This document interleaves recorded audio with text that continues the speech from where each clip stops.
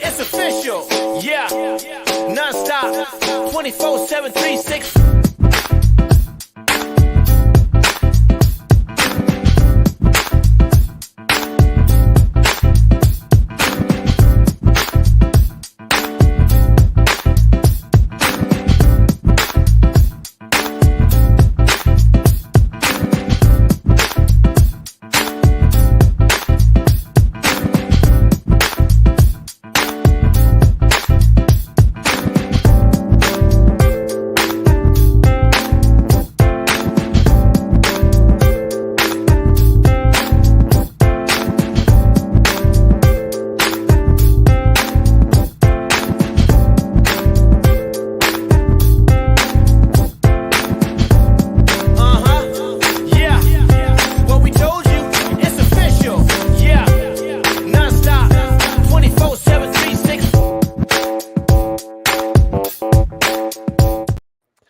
Ladies and gentlemen, welcome on into episode 114 of the Mancave101 Podcast. God damn, we getting old.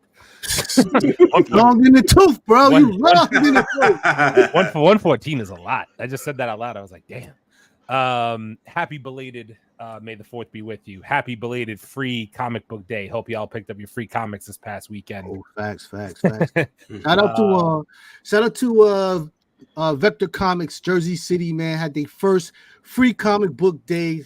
I'm saying our brother Speak on It Comics Charles did his thing out there, man. I heard they had a good time. If you have not been to Vector Comics downtown Jersey City on Broadway, check it out and whatnot. They got some nice stuff in there.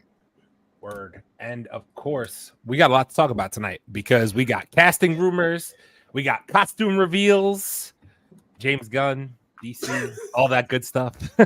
we got X-Men 97 finale part 2 to talk about. Jesus, if you haven't watched that, go watch it now and circle back, please. Go watch it twice, then circle back. Anyway, we're gonna talk about all of it. Before we do, let me introduce the guys live from the Man Cave. It's Kalo K, the Mama on a God. Leo, what's happening? I got some emotional problems. It's a couple. I hear you. Spread love. It's the Brooklyn way. His mic is muted. Big Chase, what's happening? Mic is muted, sir. Listen, X-Men 97 is blowing my mind. So no Diddy, but we'll get to that in a little while. And of course, the first hothead to ever join the channel. He's one of our biggest supporters. We appreciate him joining us every week. Well, every week that he can, obviously. Torian Rain, Reloaded. What's happening? After next week, I'm gonna need to find a way to get into some kind of a rehab facility because I don't know how life can go on after this. I don't know. We're gonna the same reference, bro. Don't worry about it. I'm hurting this week. I don't know. I'm hurting this week, man. No, you'd think that after last week it couldn't go any higher, but then this week happens. Like, oh my God, I'm scared for next week. That's it, man. That's it. It's a fact, bro. Oh man. But of course, as usual, we always start our podcast off with a toast, and we're gonna get into some comics of the week this week.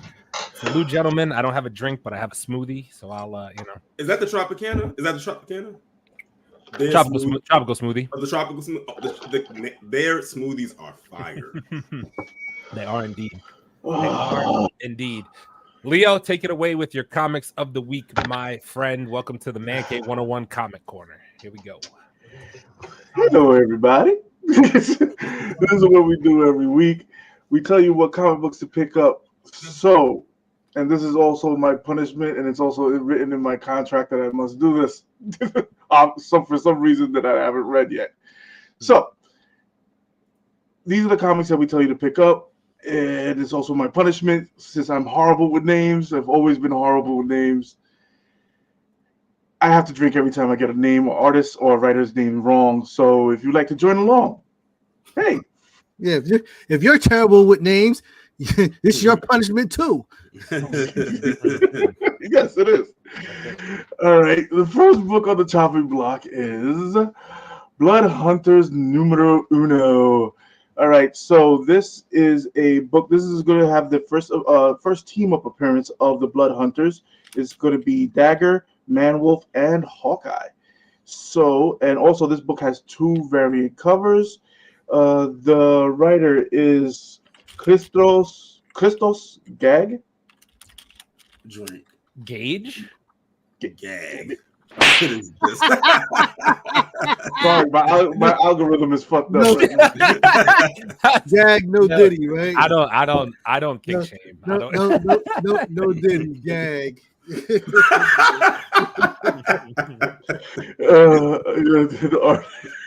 The artist is Javier Garin. Oh God, yeah, Garin. Okay. Cover artist is Greg Land. All right, next book on the chopping block is Giant Size X-Men #1. They finally doing a reprint of this book. Hell yes. I love it. I love it. I love it. This book has 3 variant covers. This book has one first appearance of Maze, the new villain. The artist is Lee Ferguson. The writer is Anne Nocenti. Nocenti. I don't fucking. I was gonna say Nocenti too. So I mean, think it's Nocenti. Come on, all right, Chase. What is it? I'm pretty sure that's Italian. Yeah, that's gonna be like Nocenti or no. Man, you just want me to drink. Yeah, just drink. If I was just drink, I'd just say Leo drink. So Leo drink, but yeah, I think that's Nocenti. Oh God! All right, the cover artist is Brian Hitch. All right, next book on the chopping block is Strange Academy Blood Hunt. Also, everyone, if you haven't been picking up the Blood Hunt books, you're late to the fucking party. Start picking them up because it's nothing to do with vampires and all awesomeness. This has a first appearance of Pi. Okay, so the cover. This has 2 variant covers. The artist is Luigi Sagat. Do I say it in Spanish or? Just say it, goddammit. Right. Sageda? Who? I don't. Luigi Sageda. Okay, that's fine. I'll let you get away with it. Wow. All right, cover artist I don't think so, but I'll let you get away. I don't think it. Yeah. I was going to Cover say artist- Zagaria, but I guess if you want to pronounce it in Spanish, do you, boo boo? Cover artist is Humberto Ramos. All right, motherfuckers. The writers is Daniel Jose Older. Fantastic. Next book on the chopping block is Batman #147. This book has 5 variant covers. This has a first cameo appearance of Zur and Aroa. Era, a sidekick. So we're getting another Robin because he keeps killing his sidekicks for some apparent reason. Yo, I'm saying, why has the CPS stopped at Bruce Wayne's house, man? I'm just saying because they on the payroll. Can we get Dyfus in there, bro? Still do it. Nope, can't do that. He's rich. Okay, artist is Jorge Jimenez, and the cover artist is the same as Jorge Jimenez. The writer is Chip Zdarsky. Oh, look at you! Look at you! Look at you! Lovely. Next book on the chopping block is Venom #33. This book has what is it? Oh wait, 5 different variant covers. Oh, I messed that up. Shit. Sorry. Two variant covers. Sorry, wrong book. 2 variant covers. The writer is Al Ewing. The cover artist is Cafu. The artist is Juan Ferreira. Leo's cheating. He's starting to get people with one names. Bro. You know what I mean? Hey, listen. You do know when you Google, you can actually ask Google to pronounce the name. You got to disable that shit on his browser. I'm gonna talk to his agent after this. Yep. My fault. Last book on the chopping block is Teenage Mutant Ninja Turtles Black, White, and Green #1. So we're getting the Black, White, and Blood, the Black, White, and Red. So they're doing it with the Turtles. So I just thought that this cover is a homage cover for their first cover. So I just put it on there because I thought it was a dope cover. There's 3 different variant covers for this book. All right. So the writer is Declan Shalvey. I'm just gonna say you're gonna. Yeah. The same thing as a cover artist. God damn, that was strong. Shelby. The GG. Oh, fuck. Dirt Trex. Yeah, just pick up the cup again. Oh, fuck. Nicely done, sir. Nicely done. Thank you very much. Jesus Christ. All right. That does it for the comic corner, I think, right? Yep. Please. Thank God. That does it for the comic corners. Please support your local comic book shops. As always, your addiction is comic books and a lot of alcohol tonight because I overpoured. Thank you very much. Please come again. All right. Time to move on to the nerdy news and rumors of the week. And boy, do we have a lot of them to go over. But before we do, cheers, salud. Oh, we got to do another one? Come on, man. We're just getting started. Oh. Fantastic. Where's my news ticker? Who deleted my news ticker? Well, me. All right. So let's start off. How do you guys? Let's start off with. Oh, wait. I apologize. Before we continue, I want to give a shout out. Fatal J has become a member of the channel, aka a hothead. Fatal J. Hey, Fatal. We appreciate you, bro. I remember you saying last week you were going to do so. We know you're always checking in on us. We appreciate it, man. He said, "I'm a man of my word. What up, fellas?" We really appreciate the love and support, man. That's dope. He said, what up? That Batman 147 cover looks dope. I got that turtle book. It's dope. Fantastic. Wendy's on the check-in. What up, ass hats? What's happening? How you feeling, bro? Hope that move is going well. As I texted you, I hope the Gundams all made it safely and all that good stuff. I hope the Mama Juana made it safely. And the Mama Juana made it safely. Kelly, what's going on? Welcome on in. Fantastic to have you here as always. And Sean was here before the show even started. He said, I've been waiting for this week's X-Men review all week. Fantastic. Yes, we will get into it. But let's get into some awesome news. Fast 11 is set to release in 2026. What's awesome about that? That's not awesome news. Chase, you're muted. This man's got the gremlins, man. Why? Is there like a new team? Is there like, It's his son. His son is going to be driving one of those little cars. He's going to have a big wheel with a motor in it. He's going to be doing wheelies down the block. I want this franchise to go the way of the dinosaur and the dodo bird. Yeah, I want it to be right underneath with a big ass fucking rock. A boulder. Right underneath the comet impact area when it hits, bro. Like I just don't care about this anymore. I don't. Ride your ass off into the sunset. Man. You know what's so crazy about Kelly's question is we have to constantly ask, is this the last one? We always ask that, and for some reason they keep green lighting another one like we want another one. Man, I'm just convinced that eventually my kid's gonna be like, Dad, can you take me to go see Fast 45? No, sit your little ass down and go watch something good. Yeah, like you like something educational. Vin Diesel's gonna be like 100 in these things with his walker, like fucking bro, getting in his Charger. I heard. Wait, 1 second. We got some good news actually out of this. Vin Diesel's shooting Riddick. Oh, thank God. At least he's giving us something different, man. Give me Riddick back. Riddick was dope. Yeah. Right? Am I right? Yeah, Riddick was tough. It feels like it's just been so long since the last time we've seen anything Riddick based. Because Chronicles of Riddick, how long ago was that? Yeah, dude, that was a while. I want to say I think it's 2000. Aaron, we was probably in high school. We was probably in high school when Chronicles of Riddick came out. Really, Tor? Really? I didn't even mean it like that, but I'm just saying. Really? Give some more context. We were probably in high school. He's I ain't shaved today. I got the gray hairs out. He's really picking on me. Yo, Torian is not lying though. Chronicles of Riddick came out in 2004. I was literally like a freshman or a sophomore. I was 15. Yeah, like a freshman. Yeah, I was like a freshman or a sophomore. I think it was, freshman might have or been sophomore. It might have been a sophomore. I'm feeling long in the tooth. Just call me Sabretooth. I don't give a damn. Black Storm, welcome on in. Big Chase is always muted, bro. He gets got by the gremlin. I'm talking to my agent about that. Don't even worry about it. I'm gonna get that straight though, Black Storm. Appreciate it. Kelly said, I was in middle school. Now you feel long in the tooth? Kelly was in middle school. You feel longer in the tooth now, bro? Feel longer than two. Black Storm said he was in the 4th grade. Black Storm said he was in the 4th grade.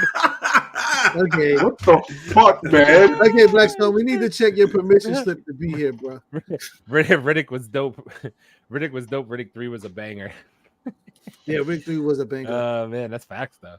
In Yeah, Pitch Rick Black, 3 he was shiesty. In Riddick 3, he was a hero. Yeah, that's a fact. True. He killed that person. No, in Riddick, when he killed the person with the cup, that was crazy. Mhm. And he was like, "Do you want to try it right now? I can use this little toothpick. Like, and you want to try it now?" They're like, "Nah." Yeah, we good. And the last Chronicles of Riddick movie was 2013. That has been 11 years. It's been a while. Wow. Yeah, bro. Fuck, man. Wow, it's been a minute, huh? Yo, everybody in that movie is gonna be old as shit, bro. He They gonna be No, you too. You joining the fucking fan club with those young No. motherfuckers. Yo, bro, listen. All of those people are older than me. Nah. Keith David. Yeah. Keith David gotta be what, 70? Yo, we don't age shame in this channel. It's still out here killing it in the voiceovers. Yeah, bro. You see how much hate we get in the fucking channel, bro? Just because we old. We are not age shaming in this motherfucker. He told dude he was gonna kill him with a cup. Never seen that before. Exactly. That cup kill was crazy. He just said, and just held it and just twisted it, and the guy just died. Like, that's crazy. Yeah, Keith David is 67 years old. Damn. Ernie Hudson is 78 and does not look it. Did y'all see that video of Ernie Hudson when he was doing, I think it was like the muscle thing? I was like, this man still looks like how he did when he was first on Ghostbusters back in the early 80s. Yeah, Ernie Hudson bathing in blood or something, bro. This skin tight. Well, we know what it is. Not to segue. I'm not, or like to tangent or anything. I spend a decent amount of time on YouTube. And Ernie Hudson got interviewed by Men's Health about like his routine and all that. That was what it was. And I caught that whole thing, bro. Ernie Hudson don't do anything special. He just says he don't drink, he don't party, he just eats right. You look at his fridge, everything is fucking green and healthy. And I'm like, good for you. I'm not gonna look like that when I'm your age then, because that is what it is. Man, I like fucking bacon. That's his whole fridge was green and fucking like smoothies and very health conscious. Yeah, very health conscious. Mine's is green. It just got burgers and steaks on the top. It's no lettuce, no green juice, no apples. The lettuce is in there towards the back of the fridge. You just gotta look. Exactly. And when you finish with the shit in the front, and he'll even do anything crazy in the gym. He just goes to the gym, does his little hour workout. He's like, I'm good. I just eat right, go to the gym 3 days a week. I'm good.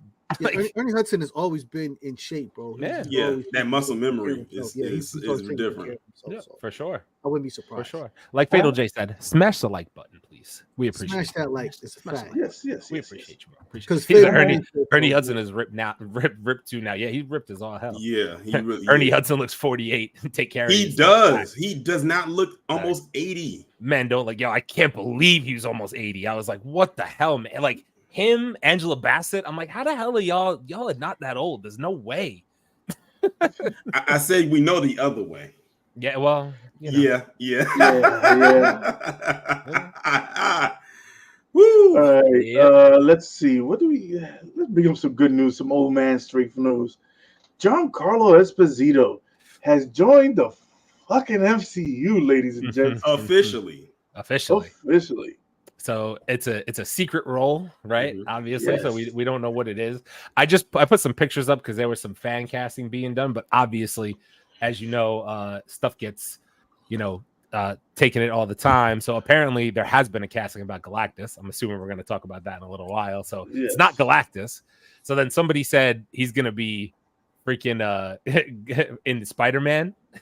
This is a fan casting as Green Goblin. I was like, yo, I don't know. Crazy, bro. I don't know that he would do that though. Behind William Dafoe. Not to say he couldn't, but like he could do it. I think that it's a waste of his talent. You want to know what's so crazy? The fact that people can come up with fan castings and put him in different character roles for each one just shows how immensely talented he is, because they can see him in these different roles, because the guy can act his way out of a brown paper bag. Yes, like he is very talented. I'm so glad he's finally getting his flowers, because he's been acting since before I was born. Yeah. And it's like he's literally just gotten his flowers probably in the last decade. It's unfortunate that has happened, because he should have definitely got him way before then. But now I'm glad his talent is finally being recognized by not just people of my generation and older, but even the younger generation. I think that's what keeps it. So I think you don't recognize nobody who does what's his name, Spike Lee movies and the greatness of those Spike Lee movies. Well, you got a point there. That's how I started. I mean, he almost falls into the same category for me as like a Taraji P. Henson. True. Like a lot of people didn't really know about her except like us, but then when she did Empire, then everybody found out who she was, and this is the one who was nominated for an Oscar acting alongside Brad Pitt before she did Empire. So yeah, it's unfortunate it happens like that. That a lot of, I guess you can say, Black actors and actors don't become relevant until much later in their career. And people don't give Spike enough credit, man. Shout out to Spike Lee from the town, man. He's a Brooklyn. Shout out to Flatbush. A lot of great big actors and actresses have come from the Spike Lee camp, those movies and whatnot. Oh, we also got to shout out the home team, Aaron's team. Who? Motherfucking Knicks. The New York Knicks. Yeah. What the fuck? Come on now. Oh yeah, Spike be at the Knicks games. Yeah. So 2 games up. What the fuck? Hear me out. Here we go. No. Listen, I love it. I love the fact that the Knicks are doing well right now, but these injuries are starting to pile up, and I'm nervous because Brunson got hurt, bro. Confidence is getting a little low. Brunson got hurt, and I was like, if he's really jacked up like the Knicks are, he's carrying the Knicks on his back right now. You know what I mean? Bro, listen. Brunson being hurt, and then OG, low key, a lot of people, OG Anunoby, the wing on the Knicks. He doesn't. The other night he had like almost 30 points, and he played when Brunson went down for a quarter, OG Anunoby took over, and he's like he's like one of the best on-ball defenders in the NBA. So losing him and Brunson potentially for Game 3 is not good. Like not good at all for the Knicks going into Indy. I mean, we'll see. Hopefully the injuries aren't that bad, but I'm waiting to see. I think they got 3 days off now, so hopefully they can recover a little bit. But this makes me nervous, you know. Jalen to be good. I'm concerned that Nate Robinson may not be back in time. Mitch Robinson. Yeah, Mitch Robinson. I'm sorry. Mitch is done, bro. He's shut down. That's a problem for them. That's a problem for them. Center. I have a backup center behind him. They got to play the kid Hardenstein all the minutes in the game. It's crazy. And they have a power forward playing. Is it me or is that just a crazy way to break in, bro? Like during the second round of the playoffs, like you never get to run and then they call you like, yo, everything's on the line. You go out there and play. Yeah, go out there and play. Oh man, like, you don't even know which way to run and shit. Like, but anyway, before we move on to this, and you guys have any thoughts on this? Some other fan castings here. They put him in as a replacement Kang, and then they put him as Dr. Doom. I don't know how I feel about those roles for Giancarlo, to be honest. Kang is like a one and done to me because Kang is going to be it's going to be a one-time Avengers thing and then it's over. You know what I'm saying? I don't know. Listen, here's the thing about Giancarlo for me. He will take any of these characters and expand on them so largely. We wouldn't see it coming. What we would be used to from a King, from a la Jonathan Majors, is still just a concentrated piece compared to where Giancarlo would take a Kang, a Doom, or any other character. He literally can play any of these characters and rewrite its own storyline just because it's him and whatnot. Some of these fan casters, I think, are just too small for him, to be honest. You know what I mean? I guess we will just have to wait and see pretty much what they come up with. We got a couple of comments here. I hope he doesn't play Xavier. I'll be done with the MCU if he does. He said no. He said it's not Xavier. He said he'll be playing an original Marvel character. I felt the type of way about that. Marvel has too many characters for that. True. I mean, it could be any. The truth is, like, I could see him playing a variety of different characters. Like to Chase's point, he's so versatile that you could literally put him in any number of roles, and I could get down with it. I thought that him Xavier, and then having like freaking Denzel as like Magneto would have been like a different take on things. But I think it would have been either like people loved it or people hated it. And by people, you know what I mean. Yeah, they would have hated it regardless. I just found out who he was through Breaking Bad. And I thought him and Denzel should be in a movie together. I mean, they have been in a movie together. A couple of movies together. Several movies. Shout out Spike Lee again. Better Blues. Mo Better Blues. And Malcolm X. Mo Better Blues is one of my favorite movies, bro. Oh yeah, really? Yeah, Mo Better Blues is so dope, man. And if you another movie I haven't seen, I was getting ready to say that. If you want to see the genius of Giancarlo, go watch Mo Better Blues, bro. Yeah, he does play a good fucking role. He kills that, bro. Also, just to Kelly's comment here, I'm shocked at the Knicks and the Timberwolves. Let me tell you something. As a basketball fan, that kid Anthony Edwards on the Timberwolves is about to be the next fucking thing in the NBA. That kid, I'm not even just saying this. And listen, RIP to legends.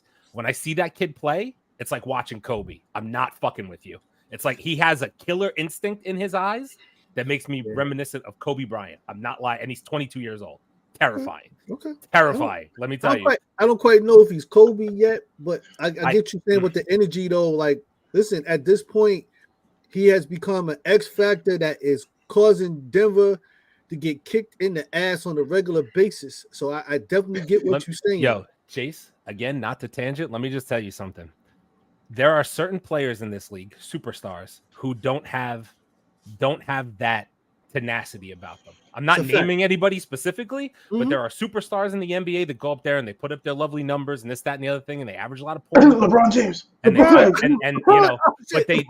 but they don't have that killer instinct. You know when I knew Anthony Edwards had killer instinct? First round of the playoffs, he's on record saying Kevin Durant is his favorite player of all time. He goes up against Kevin Durant, and he's looking at Kevin Durant, giving him the, what the fuck it do, baby? Here's 40 on your fucking head real quick. I said, yo, that kid doesn't care. He's just here to lock in and do what's got to be done to win.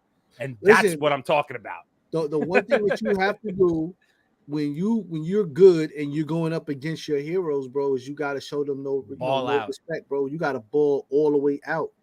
It's the only way you're going to get the respect from him, bro. I think people were reading his lips, so he was chatting to KD. He was literally walking back, and he hit a shot over KD, and he was telling KD, I'm here all night. I'm here all night. You're not going to stop me. I'm here all night. I was like, that's a player. He knows how to play, bro. But see, I like players like that, because if you are a legend and you're just laying back with your feet up, this is where you get exposed. This is where you get exposed. This is why KD's home. Because he's been exposed. Like, bro, you've been lamping ever since you left Golden State. Really. I could get into a whole KD thing, but like you just said, riding the coattails of Klay Thompson and Steph Curry isn't that impressive to me. Sorry. Them follicles been exposed. Sorry. Too. No, he's been having to shave his head. He got to join the club. He's been having to join the club. You know what I'm saying? When DZ said exactly, when is LeBron gonna retire? He looked at KD like Kobe looked at MJ back in the. Oh man, yo, that's fat. He really did. Like, that's what I'm saying though. He's got Anthony Edwards has that killer instinct in his eyes, bro. I'm telling you, I just see that shit. You don't see that from a lot of players. Nico, what's happening? Welcome on in. Fatal J said, I agree. Anthony Edwards is a beast. If anybody hasn't seen a Timberwolves game, just watch one. That kid is highlight reel. Telling you, he's a problem. My dude said follicles been exposed. Facts. KD got to go see that $150 barber that's on TikTok. You got to go get that shit fixed. You got to get that shit fixed, my boy. Yeah, bro. They got that spray, KD. They got that. They got to fix that shit, man. All right. New Mad Max movie with Tom Hardy is set to return is set to return and is in the works. Since Furiosa movie's coming out after in a couple weeks. Yeah. Okay. I'm really looking forward to Furiosa. I'm really looking forward to I really think that Chris Hemsworth is going to knock it out of the park just based on the trailers that I've seen. This is a more extreme role for him because everyone's so used to seeing him as Thor. You know, Thor is like he hops in and out, but he more is in with like being more comical with that character. But with this one, he literally looks and sounds like a straight up menace. Like I don't see any remnants of Thor at all with him in this role. Wait, Torian, have you seen Extraction? I'm about to say, did you see Extraction, bro? I didn't. You know what? I have not seen Extraction. Watch I have not seen Extraction. This movie looks like Extraction, and they took him out of the soldier uniform and put him into Mad Max. Like, Okay, bro, I'll give you that. Extraction. You don't see Thor. You don't see Thor in Extraction. And this is probably why he was like, I regret doing this Love and Thunder in the way that it was done, because he sees what he did with Extraction, and now what he's about to do with Furiosa is like, I know my talents. I know where I can go with this, and doing what I did in Love and Thunder, that's like beneath me. Like what is this? It is, bro. It really is. Okay, we got some good news. Across the Spider-Verse was the most successful superhero movie of 2023 and a net profit of $328 million. God damn. I can believe it. Show my boy Miles some love. Show get some respect. I can believe it. Yeah. Because the movie, I think I said this last year, and I think I said it on here. If that movie did not get released in the crowded month that was June of last year, it would have definitely made $1 billion. Yeah. But because it was in such a crowded month, that's why I didn't reach it, because it had the potential to make $1 billion. But it was just so much stuff that came out in June. Just like this year, it's so much stuff coming out in June. It's like June is always like that very, very packed month. Because they saw what's coming out in July. Everybody said, fuck that. We're going to come out first. Try to get some kind of money. Because in July, August, July, August, and September, we ain't seen a goddamn dime. Bro. Yeah. Especially vacation month, so you don't. Yeah. All right, Christopher Reeve voted number one best Superman actor of all time by DC fans. No surprise there. I guess. You said it's a nostalgia. You think it's a nostalgia thing? Yeah, it really is. Christopher Reeve's Superman, kind of was foundation. The foundation. It was the first Superman that actually had kind of believable movie effects, and he kind of looked like Superman, and they, all the stuff that they did with the Superman movies, those early movies with Christopher Reeves, were really kind of groundbreaking, because you did not get that level of effect and flying around and all of that. Like you really didn't get that. So his there's a lot of nostalgia. Check that, because now the difference between his movie and the early black and white joints is 40 years or something like that. Maybe I think it's about 35 to 40 years. Yeah, it's like 35-40 year difference, bro. So, I love this comment. Cavill had never had a chance to spread his wings. BVS was a Batman movie. True, Batman vs Superman. In Justice League, Cavill showed up in the middle of the movie. Yeah, I mean, I don't think. I don't know, man. I think Henry Cavill really had the potential to be such a good Superman. He just he got such crappy movies. Don't you just love the politics of Hollywood? Man of Steel was an okay movie. It was dope. Sorry, Torian. What'd you say? I said, don't you just love the politics of Hollywood? Absolutely. Yeah, absolutely. LeBron better buy some. Henry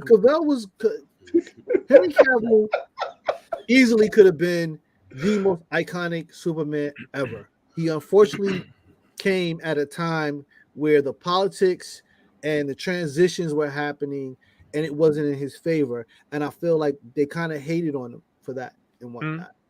He was such a beloved, and the Superman is such a beloved character, so a lot of people are going to be very picky about who they cast for these roles. I mean, look at just how long it was for them to try to cast Wonder Woman. Yeah. That was a long, tedious process too, probably longer. Than came to pass the Superman. Same thing with Gal Gadot, though. Like, I feel like they were iconic. They listen, Henry Cavill's Superman to me is Superman. Period. I don't care what anybody's talking about. That. But now you've got Superman, you got Batman versus Superman, you got Wonder Woman coming out, you got the Justice League. So they really didn't get it. We didn't get a chance to let him do what he does. Yeah. And that's part of the issue. You know what I'm saying? Christopher Reeves had, Superman 1, 2, 3, 4. You know what I mean? There was no crowd there. Yeah, he had a whole trilogy. You know what I'm saying? He had a whole thing. So, you know. I grew up with Christopher Reeve Superman, despite the fact that I was born in the 90s. You were raised right, Kelly. Yeah, I was gonna say you're probably raised right. And I would never forget too, like, because see, the thing is, of course, you know, being when I was born, the first time I saw Christopher Reeve was unfortunately after he got paralyzed, so he was in the wheelchair, and I remember seeing him on an episode of The Adventures of Superman and Lois, and I remember watching an episode, and my mother was telling me, she was like, "That's Superman." I was like, "Who's Superman?" I said, "Him right there." I said, "Him in the chair." I was like, "No, Dean Cain." I said, "That's Superman." They're like, "No, that's Superman right there." And I'm like, "Why?" I'm literally about to go on. Listen, I'm about to go on a whole back and forth with a grown woman who was my mother, and I'm a child. Like, "No, that's not Superman." And they're like, "No," and she had to like show me. It's like, "No, that's Superman." I'm like, "Why is he sitting in the chair?" I said, "Well, he got paralyzed from a horse riding accident that he had." And I was like, "Oh," and it just kind of like blew my mind, because when I thought of Superman, the Dean Cain version was the first Superman I got exposed to. I didn't get exposed to Christopher Reeve's version until, of course, that episode, and then I went back and was like, "Oh wow," I said, "That's crazy."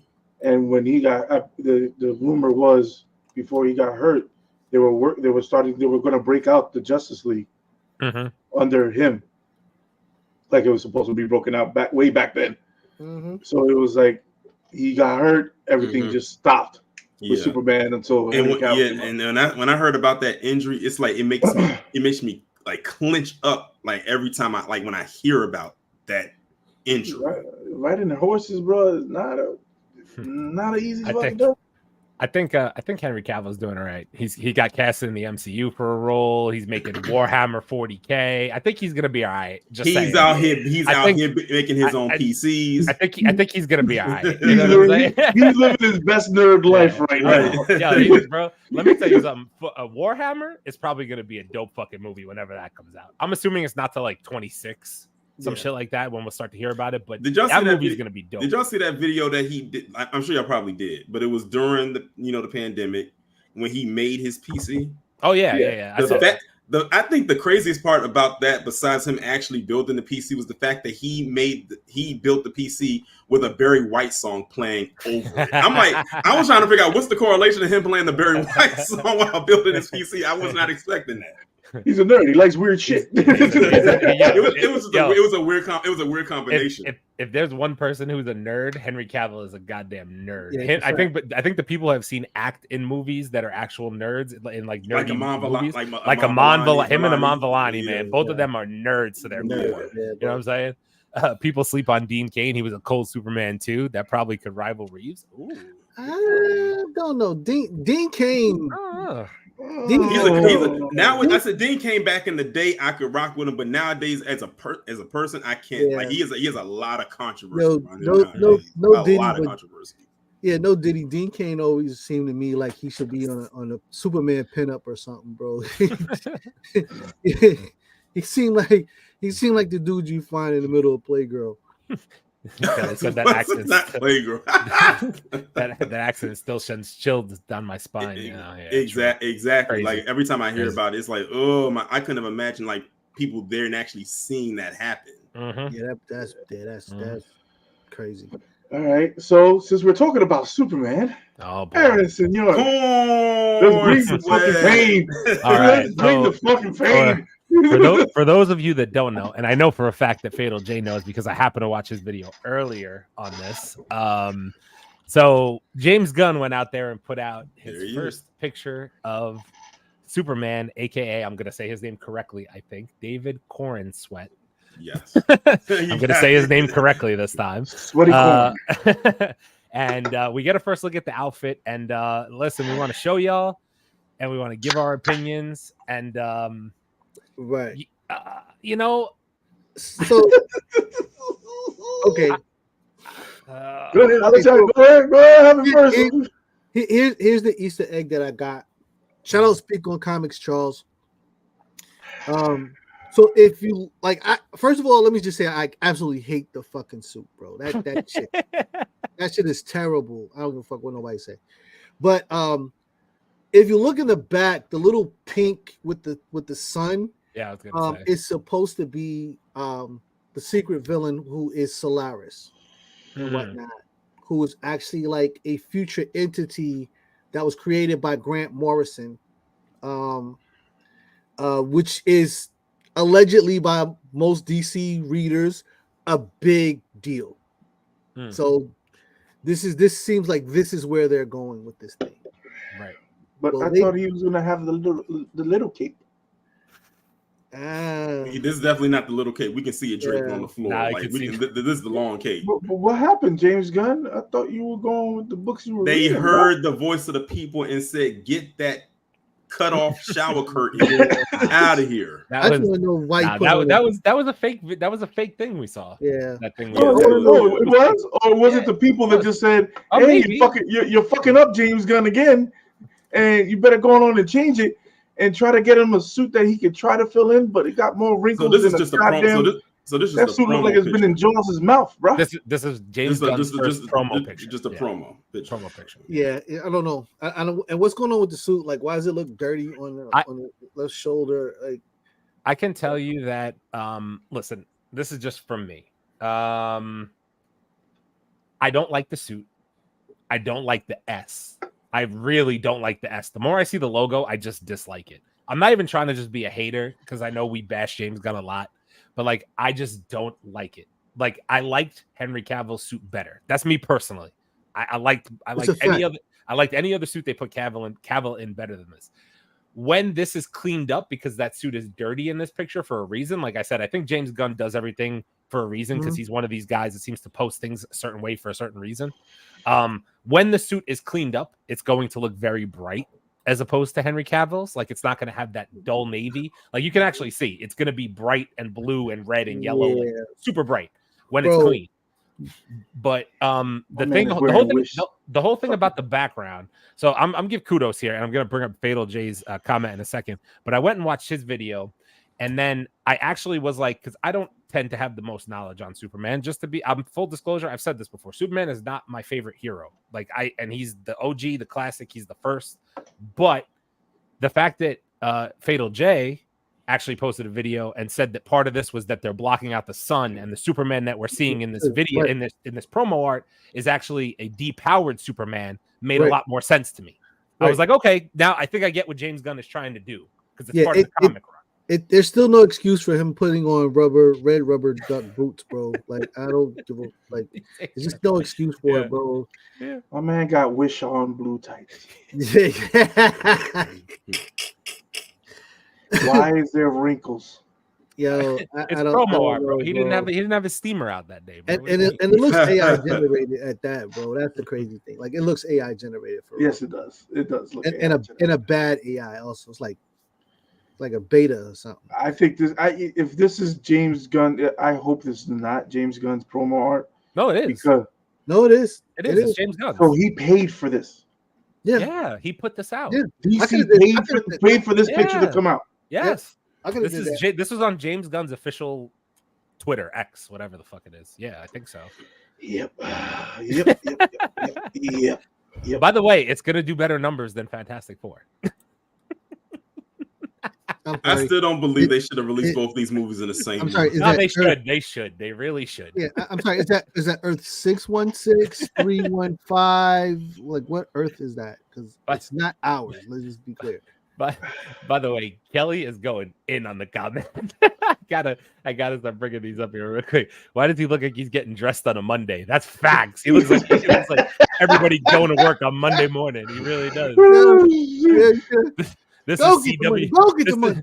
This is CW Superman. No, I'll give it a chance, but they should have stuck with Cavill's suit. Can't put him in Cavill's suit. Can't do that. He can't fill it, bro. Can't do that. I'm gonna bring up Fatal J's comment. Bad image for Superman, but the image tells a story. Solaris is the Sun Eater. That's why it's at night. Superman gets his powers from the sun. In that image, he has no powers. Just my theory. That's why I gave you a shout out for your. I said I saw the video before and the background with the sun being blocked out. It makes sense. It makes sense. But okay, he even said for a first look, it's terrible. So you're telling me you're gonna give your first go as a Superman? You're gonna give him one of your biggest bads, and he has no powers for a first-time Superman. But isn't there another suit that they give him in that run that gives him his powers back or some bullshit like that? I don't know. Again, it's not my. I don't read Superman comics.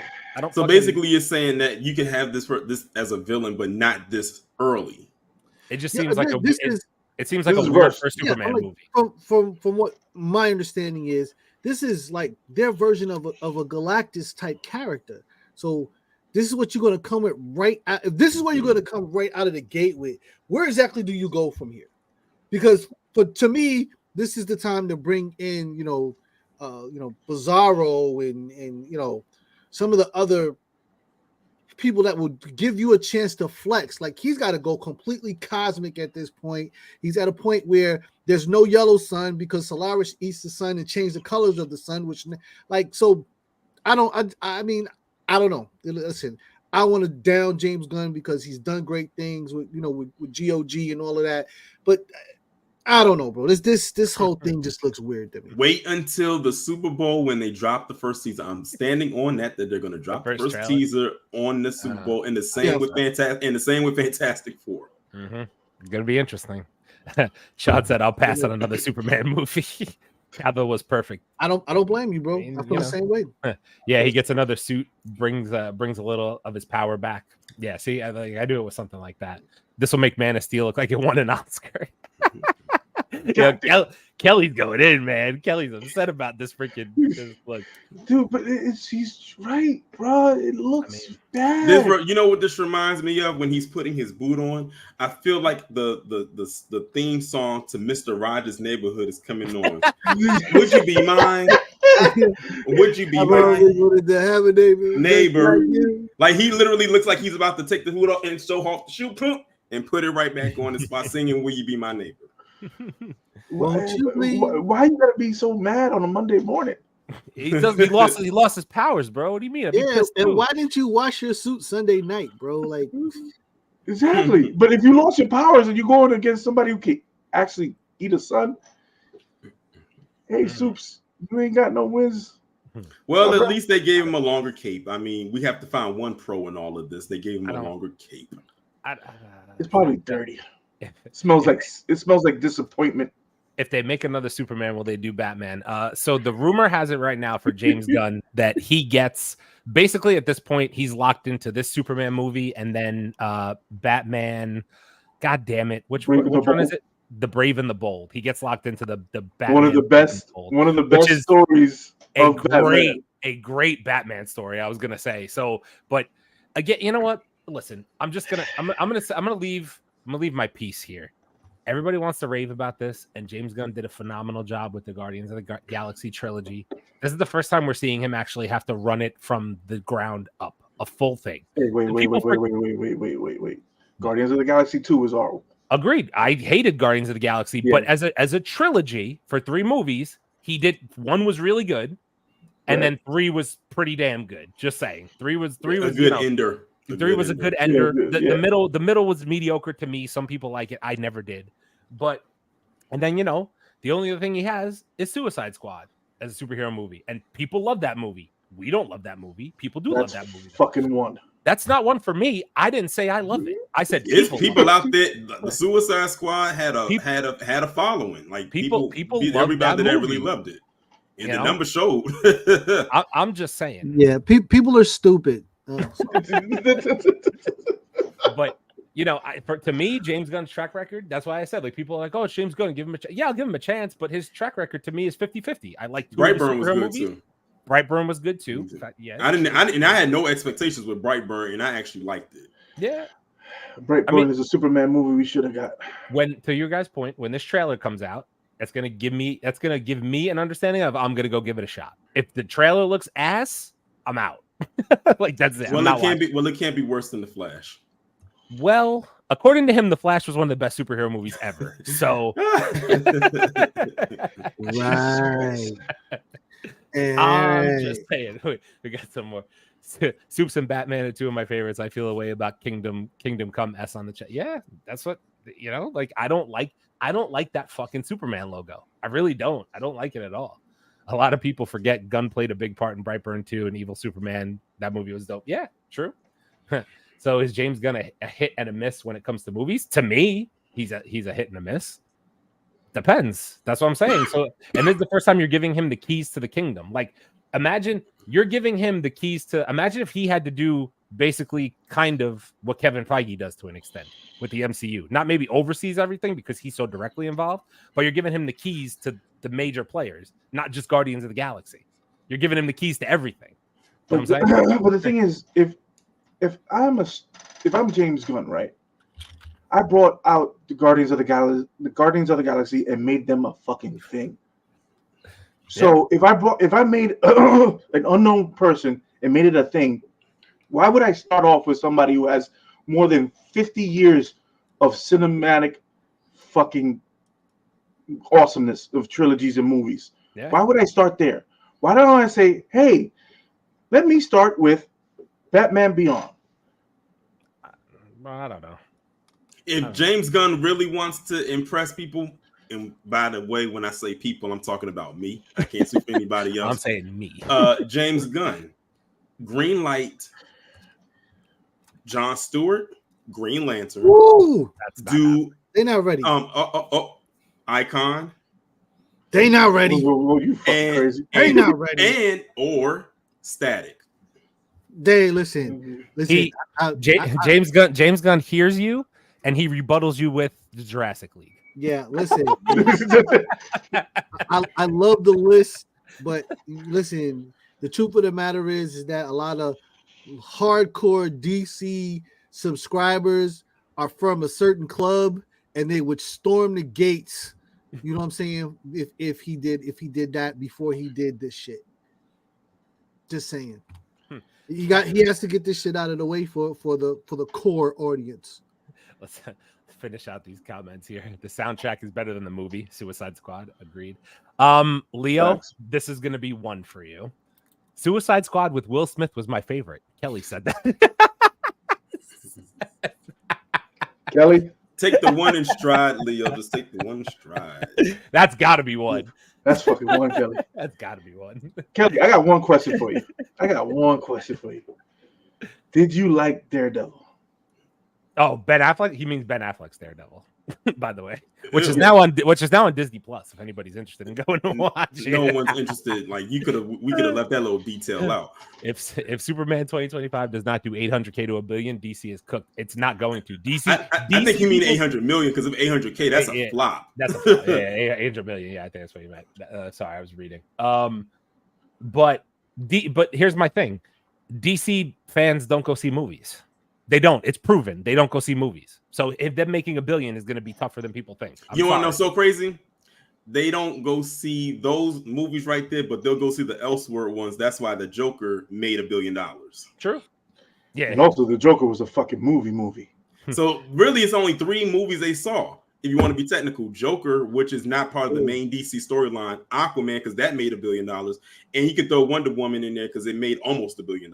Listen to me, Aquaman made money because women wanted to go see Jason Momoa. That had nothing to do with Aquaman. That had nothing to do with Aquaman at all. That movie made $1 billion because women love Jason Momoa. I don't care what anybody else says. It worked for them. I mean, Jonathan Majors for Icon. They won't do that. They won't do that. That'd be crazy. They won't do that. Ooh. Imagine if he did though. Now that's a casting. That'd be crazy. That's a I would be off because I'm thinking of the image of Icon. I was like, Jonathan Majors could definitely pull that off. It's a fact. He could pull that look off. He can really pull that off. He could.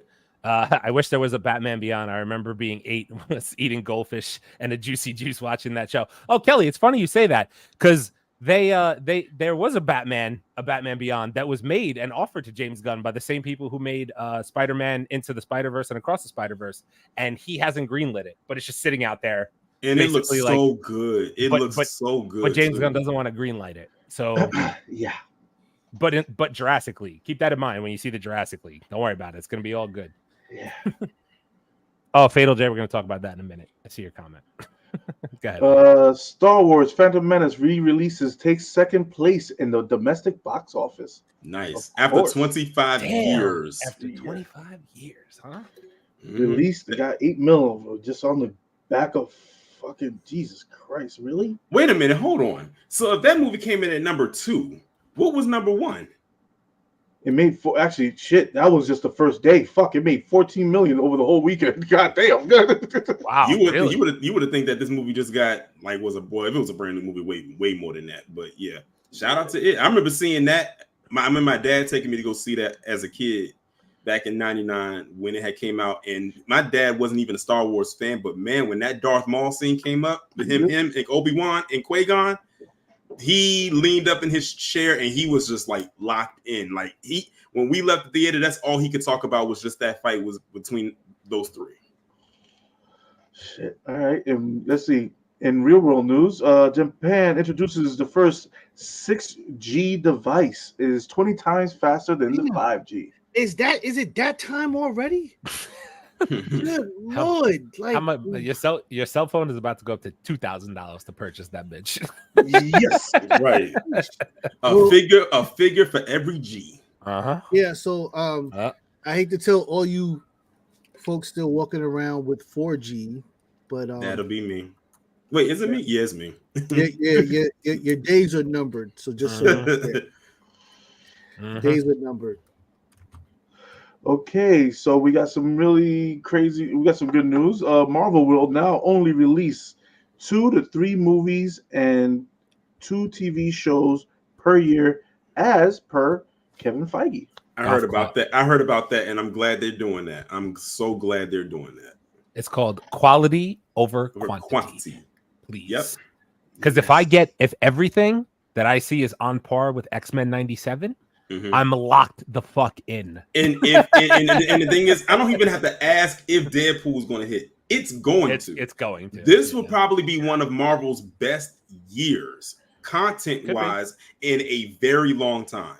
Well, in a very long time. Well, they're going to put out Agatha later this year, so let's see. Listen. Wait, we're getting Acolyte too. That's what I said. Marvel. That's Star Wars. Yeah, that's not Star Disney. Wars. It's still Disney. And you should drink on that one, Aaron, because you said that's not Disney. No, I meant that's Star Wars, not Marvel. I'll drink my water. My bad. Anyway, all I'm saying is Agatha. That project's gonna come out and it could ruin everything. Just saying.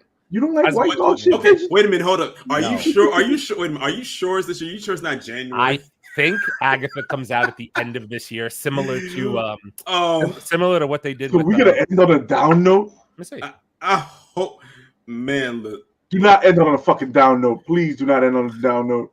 Agatha Coven of Chaos is currently scheduled to release September 19th, 2024. Fuck, we're gonna end on a fucking down note. And there's no other movies coming out this year. So that's the last thing you're gonna get from Marvel this year is Agatha Coven of Chaos. Good luck. That's gonna suck. I guess 2 out of 3 ain't bad. I mean, it can't suck. That's the problem, and it's gonna suck. That's the problem. It's gonna suck. But everybody loved fucking what was that fucking Scarlet Witch shit? WandaVision. WandaVision. Everybody loved that. Fucking praise that show. WandaVision was mixed reviews by most. Yeah, it was some mixed reviews. It was mixed. You know, I listen. I like it wasn't She-Hulk. Catherine Han? Han? Is that her name? I'm bad at names. I had to slip that one in. Aaron didn't even catch what I said. What'd you say? I said it wasn't She-Hulk. Oh, I missed it. That's on fact. It wasn't She-Hulk. Is it Catherine? What is it? Catherine Han? Yeah, she played Agatha. Yep. I like Catherine Han, but I just don't see her being the primary lead in a Marvel series. I don't see that being the thing. I didn't see her getting a show, to be honest with you. Like, there's no way. For what? What does it make sense? Nothing. All right. Christopher Lloyd joins Jenna Ortega in Wednesday season 2. We got Uncle Fester. Oh God, Uncle Fester. Wow. Wait, he's gonna be Uncle Fester? Yeah. Oh, so they replaced the other one? The other one. Oh, okay. Because the other one was actually pretty good. Look, yeah, he was Uncle Fester. So shout out to him. It's been a while since I've seen Christopher Lloyd in anything. Yeah, it's been a fucking minute. All right, Ghost of Tsushima multiplayer with PC will require a PSN account.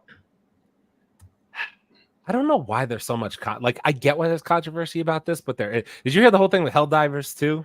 Yeah, they try to do the PSN account and say, fuck that. No, we're not doing it. It becomes like a security thing because people who own a PC are like, I don't want to link a PSN account because if Sony releases my information and data and they get breached again, all my shit's compromised. So I'm like, I get it, but at the same point in time, like, there's like shit when you download a game. Like, if you ever read the fine print of any of the shit that you agree to, that says that they have the right to do whatever they want with your fucking data, and they can do whatever they want with the game. So technically speaking, if you don't read the fine print and you agree, it's kind of on you at that point, in my opinion. Yeah, but more or less. And regardless, how many people have a fucking PSN account? Like, I feel like a lot of people are just bitching to bitch at this point. You know what I mean? Like, I don't know. Is Stellar Blade a good game? There's yams in it. That's what I know. I saw somebody playing it the other day, and it looked pretty good. It looked like it was okay. I don't know if I would. Maybe I'll try it out on stream. Maybe if I get bored. I don't know. We'll see. Hot take. I did not like WandaVision, but I love Doctor Strange too. That's not a bad hot. That's not a hot. Yeah, That's not a bad hot take because I actually like Multiverse of Madness. Yeah, it was actually pretty decent. I watched it twice, and I was like, it wasn't that bad. Doctor Strange Multiverse of Madness was better the second time I watched it because I went into the theaters with such expectations, and then rewatching it again, I was like, actually, this was a good movie. Outside of like the whole thing with the Illuminati, that whole Illuminati scene still takes me out to this day. Fucking crazy. Oh, and by the way, I've been seeing all the hate that I've been getting about the Avengers versus X-Men on our channel. I'm not even gonna lie. I didn't see any comments. You got hated on, bro? What happened? Yeah, you getting a lot of hate. I'm getting a lot of hate. With that. What are you getting, Wolverine fans? I'm just saying that Wanda can pretty much solo the whole X-Men. Like I said, it depends on who. If you guys want the smoke. Oh boy. I'm here for it. But make one thing certain. Have your scans fucking ready. I mean, no, seriously though, don't you think that that's part of like the issue right now? So Wanda's power level in the MCU is like insane. You know what I'm saying? Like she can literally solo if she's not, never mind Doctor Strange and Multiverse of Madness. We haven't seen like Supreme Strange, right? Like we haven't gotten that guy yet. You know what I'm saying? So like there's levels to this shit. But right now where Wanda's at, if she's not dead, because everybody's like she's dead. She's not fucking dead. I doubt she's dead. She's not dead. She's not dead. But she fucks up a lot of people if she's at full power level. She's crazy. And I'm talking about comic books, ladies and gentlemen. Comic books, 100%. If you guys wanted, you can bring your Omega level mutants. Go ahead, but they have to be on the X-Men squad. To your point, what did she do to Charles and Doctor Strange too? No Legion. That means no Legion, ladies and gentlemen. That means no Fantastic Four people. Remember that because I saw that comment. No Mr. Fantastic's son in there. Nah. Actually, Kelly says, well, it depends, but I completely agree with Leo. It's true. See, I don't think people necessarily disagree with you. She did it in X-Men Evolution. There you go. Galactus is casted. Yeah, I think we're going to talk about this in a little bit. Yeah. I am not familiar with Ralph Innocent. I hope I said his name right. I need to go look at some of his voice work because Galactus's voice is the key to me. It's not Antonio Banderas, and I'm happy. Put it that way, okay?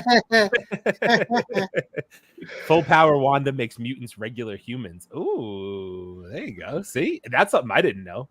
I didn't know that. That's fucked up. Little Jay, stop, man! I want the smoke. Cut the shit. Stop giving away my damn tactics. Wait, is that really a thing? Like Wanda's fucked up the X-Men in comic books before? I didn't even know that. Really? A lot of people like to talk shit on the internet and they don't mean Who? I have a question. Who is Magneto is Wanda's father in the comic books, correct? Yes. Who's the mom? Who's the mother of that child? God, I'm gonna have to fucking. I'll look it up. I have to dig in my fucking Rolodex, dude. I'm curious where Wanda got her fucking powers from. Because you know why? We're gonna talk about X-Men 97 in a little bit, obviously. But all of a sudden, that whole Cable shit caught me out of nowhere. What he did, if you know what I'm talking about. Oh yeah. I knew he had that ability. I didn't know he could do that. The only Cable I'm familiar with is the dipshit from the Deadpool movies. Oh Josh yeah, Brolin. like one thing I did. Let me not. Josh Brolin is dope, but like you know what I mean. The way one thing I made sure that when I found out he was Cable in Deadpool 2, I went and looked up what Cable could do. It's just that they didn't do it in the movie. I wish they kind of did, like, or at least hinted at it that he could do that, but I don't know. Maybe it was a budget thing. I mean, we saw what happened in X-Men '97. My goodness, I went into that with no expectation that Cable was able to do shit like that. Oh and yeah, then he did it, and I was like, yes. And I was shocked. And I was shocked that they actually had him do it. But when he said that line, I'm not gonna say it because I'm gonna wait until we get to that part. I was like, oh. I was like, whoa. The thing is that Mr. Sinister, with that virus he has in him, yeah. he unlocks a lot of full potential of the mutants, and the way that he, God damn it, the way that he fucking unlocks it, and the power that Mr. I don't want to get into X-Men 97 talk. I'm gonna divulge into it. Hold on. Ralph Ineson is a dope actor, one of those guys who always gives great performances. That's all I need to know. Then I'm in. I'm locked in. Game of Thrones and Green Knight for Innocent. I don't know if I saw him in Game of Thrones. Maybe I did. I have no idea. Green Knight I haven't seen. I don't think. Yeah, he was in Game of Thrones. He was in. He has a deep, very lengthy resume. Yeah. It took me a while, but the guy from Game of Thrones. Yes. Okay, cool. Hey, Aaron, read the House of M. Wanda took all the mutants all over Earth. Jesus Christ, yo, Wanda's crazy. Fatal. Fatal, stop, man. Yeah, Fatal J knows, bro. I want to smoke Fatal. You're giving him warnings. Cut it out. Damn. All right. Anyway, continue because I just want to get to X-Men 97 at some point. All right. Okay, so we have to talk about this. Marvel, if you do this, I might kick you in your teeth. I might kick Mickey Mouse square in the nuts. All right, Marvel Studios reportedly in talks with Dwayne Johnson, The Rock, to play fucking Apocalypse. Hey, I have a picture. Oh God, that just scared me. Oh my God, that caught me off guard. I was like, "Whoa, you could have gave me a warning." Are you ready for a fan casting? Yeah, especially the guy on the left. That's scary as shit. Oh. Listen. No. Chase, don't. Listen to me. I do not have a problem with him appearance-wise. The problem is The Rock is always The Rock, no matter what movie he's in, that's where it gets fucked up. That's the problem. If he was on screen looking like this, it would be so dope. But every time he opens his mouth, you're just gonna see Walking Tall and whatnot. You're gonna see because Apocalypse has almost like a robotic sound to him, like he has, because he sounds like almost like an android, like that's and we don't know that The Rock can pull that off. Yeah, bro, just being like, bro, if I go see this fucking movie and The Rock says "summer bitch," I'm walking out. Like this is The Rock. Like when I think of Apocalypse, like I imagine him saying, "My name is Apocalypse and I'm the first mutant." The Rock can be like, "Yo, my name Apocalypse, and I'm the first mutant." What is that? Yeah, bro. There's no. You wouldn't convince me that not only are you the first mutant, but that you're so menacing, and I'm supposed to be scared of you.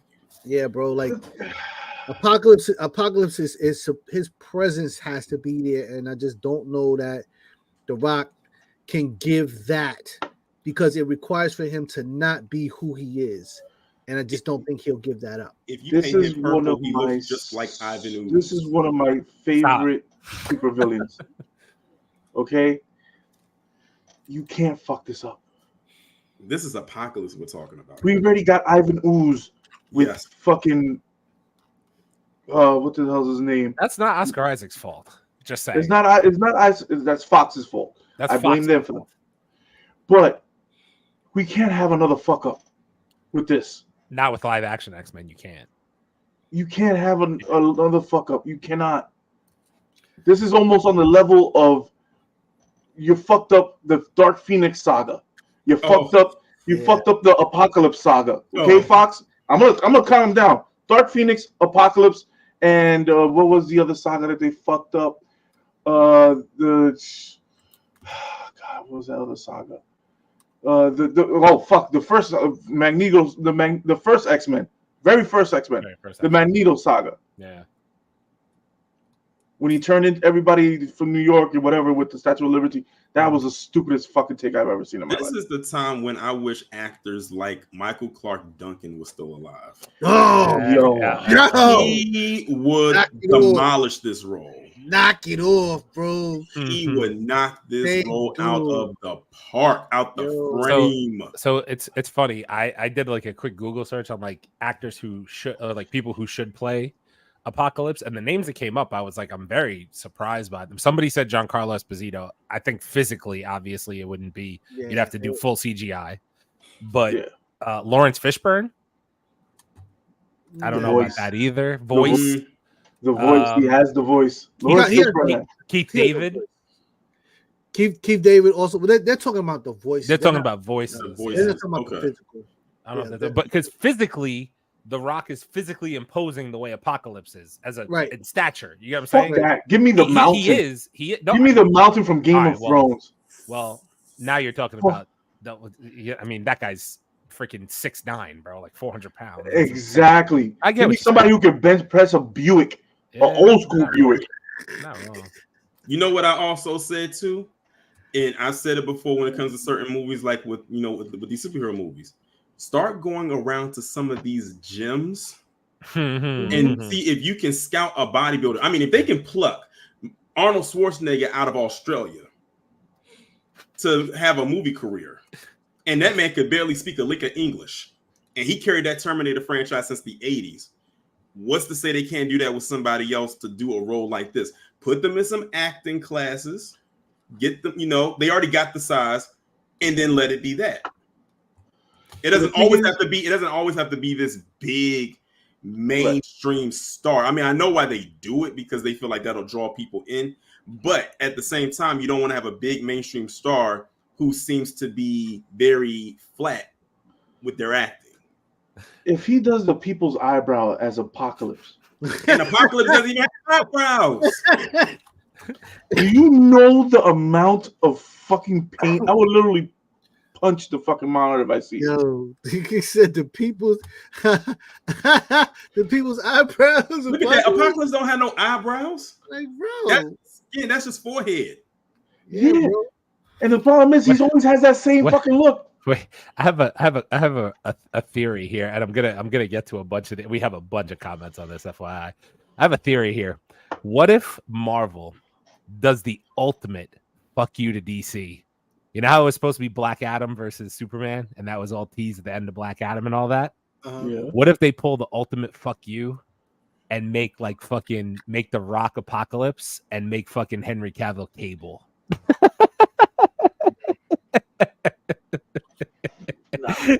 I'm just saying. I don't really love it, but that might be an old I don't know. Marvel might do some petty shit like that. I'm just saying. I don't like the casting for what the way to get to DC is give Henry Cavill the role that he deserves. Give him Doom. I love that. I hope that, but I don't feel like he's in the running for that. I think there's other people that are involved in that, and I feel like he's not one of them. I think he's gonna get an X-Men role. I really do. Or Captain Britain. I'm convinced it's one or the other. Yeah, it's one of the. Do we have a Colossus yet? Do we have a Colossus? We have a CG. The CGI. Give me the CG. Give me a CGI Apocalypse, just like Colossus. I would do that. I'll take that. I would take. I'll take that every day of the fucking. You mean like motion capture, like they did with Josh Brolin and Thanos? Yeah. Yes. Yeah. I would do that. Yeah, I think that would be great, actually. Like, I would take that. We have a bunch of comments, but I did just want to highlight. Thank you for the $5 Fatal J. We really appreciate the super chat. He says they need to bring Michael Fassbender back as Magneto. He was amazing. No one speaks on him as a dope X-Men villain. Rock is trash. Michael Fassbender was really good as Magneto. Really Magneto, good. In my opinion. The chemistry him and James McAvoy had as Professor X and Magneto was very good. Yes. Yeah, I love those two. Those two together, that they should bring Fassbender back. Yo, we were talking when we did a review recently on a movie trailer. Fassbender, he's got like this personality switch, man. He's such a villain. Fuck yeah, he's such a villain in everything he does. I just realized I just realized something. Michael Fassbender and Anthony Starr, who plays Homelander, they look so much alike. They look like brothers, and they both play villains very well. That's crazy, and they're both British actors. That's crazy. Let's get into these comments on The Rock. Like I said last time, The Rock needs to take a break. Facts. He needs to take a break. I'm convinced The Rock is trash. He proved too many times he's a mid actor. I'm glad Jay said it because his acting chops are what they are. They're mediocre at best. So I like the way he looks, but the acting will be trash. 100%. Sean, thank you. Marcus. By the way, Marcus is new. Haven't seen Marcus in the chat before. I appreciate you, joining in here. He's going to be a lead in a film about MMA legend Mark Kerr, and his life story is pretty tragic. If he does well with that, I wouldn't mind seeing him take a shot at it. Okay. I mean, I just need to see The Rock. Like, I don't want The Rock murkying up my MCU. You know what I'm saying? That's my problem right now is I need it to stay. If we're going to do X-Men, I want X-Men to be so fucking good live action in the MCU. Like, I'm very hesitant with that. You know what I'm saying? Like, because I saw it in Black Adam and it was bad. We don't want no cheese, bro. We don't want no cheese, man. Are they making another live action DBZ we didn't learn from last time? Oh, damn. Kelly. Look, my guy said Ivan Ooze. He does look like Ivan Ooze. Except he's not purple. He looks like Ivan Ooze. Also, way too early for Apocalypse, in my opinion. I don't know what y'all think. Way too early to be talking about Apocalypse. Really early.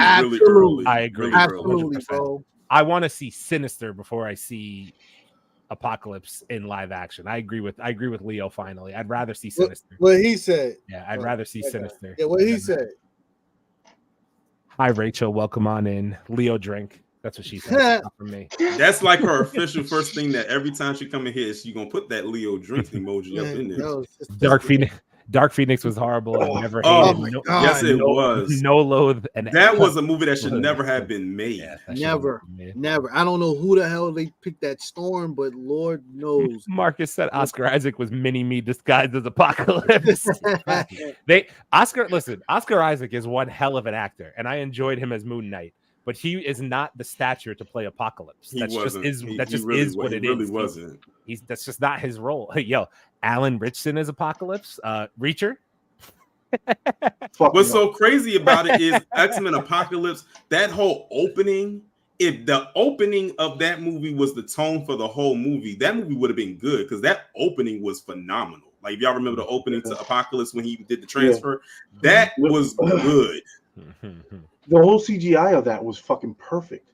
Yeah, the whole storyline of that was perfect, but they just fucked it up. Like even that music they were playing, like I found myself like when I left the theater to go watch that, I immediately went on YouTube and like found that song, and I was like, that song is kind of nice. Wait, Leo, you don't like Alan Ritchson as Apocalypse? I could go for it. He's very stoic, Leo. He's super stoic. Think about how he is in Reacher. He's very stoic. He could do it. Very like robotic almost. Like I'm just saying. I can see it. He's got the stature. He's tall. As long as he doesn't hit anybody. He could be 7'3". This motherfucker can't move. Yeah, but Apocalypse can't really move. Can he? Not going anywhere. Where's Apocalypse is imposing. He's a large villain who. Like that's what he is. As long as he doesn't hit anybody with a cinder block, we're good. What about a barbecue grill? He can throw a barbecue grill at somebody across the fucking street through an alley. Listen, hit him dead off. I've seen him dodge a lot of bullets. You know, it depends on who.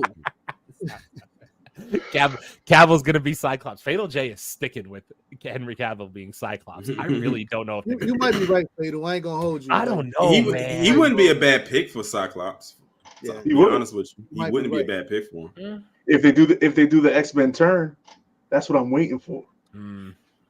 Javier Bardem could be a good Apocalypse. He's a very good actor. I could see him. He could be good. And good point with Fatal J said. He said you need an old head for that role because Apocalypse appears to be older rather than younger. Yeah, very older. True. I could see Barn playing Apocalypse. That's not a bad idea. There you go. Yeah, fair. All right, The Rock, not a fan as Apocalypse. Sorry, Mr. Dwayne. The Rock Johnson. My bad, dude. And happy belated birthday. I mean, I just throw that out there because he's a Taurus just like me. Yeah, maybe if he shows up to set before 8 hours, and then maybe we get a fucking role. There you go. Marvel Studios reportedly wants Ryan Coogler to direct the upcoming X-Men film. Ryan Coogler has also officially signed up for Black Panther #3. Mr. fucking Coogler. Yo, bro, I'm so with yo. Listen, Coogler. Soon as you sign, before you sign, sorry, just, hey, I need my man back though. I need my guy back, and then we gonna put some shit together. Gonna make you $3 billion. Yeah, that's what I said immediately. I said when they found out that they signed him on to, so it is official. He's going to do X-Men, or that's a rumor. That's they're pushing for him to get. They're pushing him. Okay, well if they do that, I say the best thing. I said if he really wants to satisfy the fans, the next thing he should do, like Chase said, is to reach out to Bo DeMaio and say, look, they want me to do this X-Men film, but I can't do it unless you're attached to it. I don't know what kind of negotiations they're going to have to come to in order for him to come back, but they need to find a way to say, look, or maybe Ryan can do it. Say, look, I will do your X-Men film, but I will do it under one condition. You have to let me work with Bo DeMaio on this writing. If not, I'm not doing it. Let him have the control for that, and then because then if they really want him as bad as they want to, they're gonna have to bend the knee. Yo, bro, and also, you also have to realize, DeMaio is a fucking nerd. He is. Yo, and bro, it shows. When was the last time that somebody that made these movies, animations, was giving the crowd homework to do before they watch the show? Like, is that not nerd or what? Yeah. Hey, it's called about reading a fucking book. How about that? This is what anybody who wants to do any type of superhero content is like, as far as the mainstream goes, has to do. Like, they have to be and make sure that they know the content in which they're putting out there. Like, you just can't throw something at the wall and see what sticks. No. That's just blind leading the blind. You have to literally come in there knowing what you're doing. And let me stop talking so we can get through this because I'm ready to talk about this episode. Right. Ryan Coogler, God level filmmaker. Ryan Coogler, he don't miss, bro. He really don't miss. He don't miss. He don't miss. He the battle. The boy don't miss. Who's gonna be Black Panther? So I don't know how you guys feel, but I'm still convinced the next time that we see Black Panther, obviously it will be Letitia Wright again. But I think they are going to give us teenage Black Panther or young adult Black Panther or something. Or something can happen and they can pluck a T'Challa from the multiverse. That I think that, to your point, Torian, I think that is their because now we have this whole we could just get characters from anywhere type of thing because there's the multiverse. I think that is their recast that they're going. But you know what I'm saying? They just went this route to honor Chadwick. Hold on, I got a scenario for you. I don't know who's gonna want to play Black Panther. I'm not gonna lie to you. I wouldn't want to play Black Panther. I'm just saying. I'll give you this scenario. We get Chadwick's son. Young Avenger. Then you get younger X-Men or mid-age X-Men. You get another Black Panther movie. You get one Black Panther movie just with him. And then you get the wedding of Storm and Black Panther live action.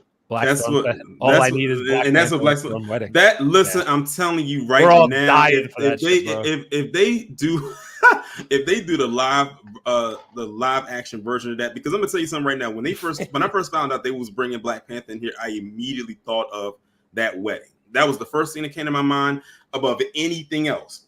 I said I want to see that played out in live action, especially when you see how it played out in the comics. Like, it was really, really nice and well done. And if there was one thing change that I could make with that when it comes to their wedding, don't do the plot armor thing and annul the wedding. I mean, annul the marriage. I thought that was very tacky how they did that. Yeah, I could see that.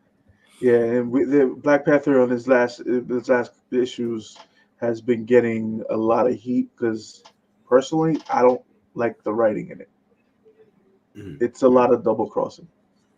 In a bad way. They're gonna do a multiverse T'Challa. We need another T'Challa. He is Black Panther. I think that's the best way to really do it. But I don't know how they're going to do it. The son is named T'Challa. Just saying. It's Exactly. It's going to be T'Challa. And then, are we going to get full power T'Challa? Here's all I'm going to tell you.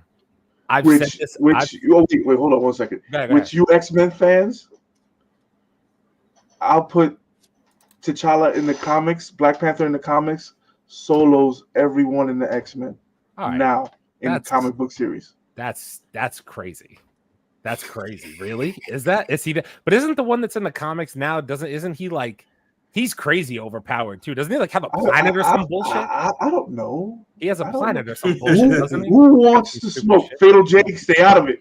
I was gonna say Fatal J probably knows. Here's all I'm gonna say.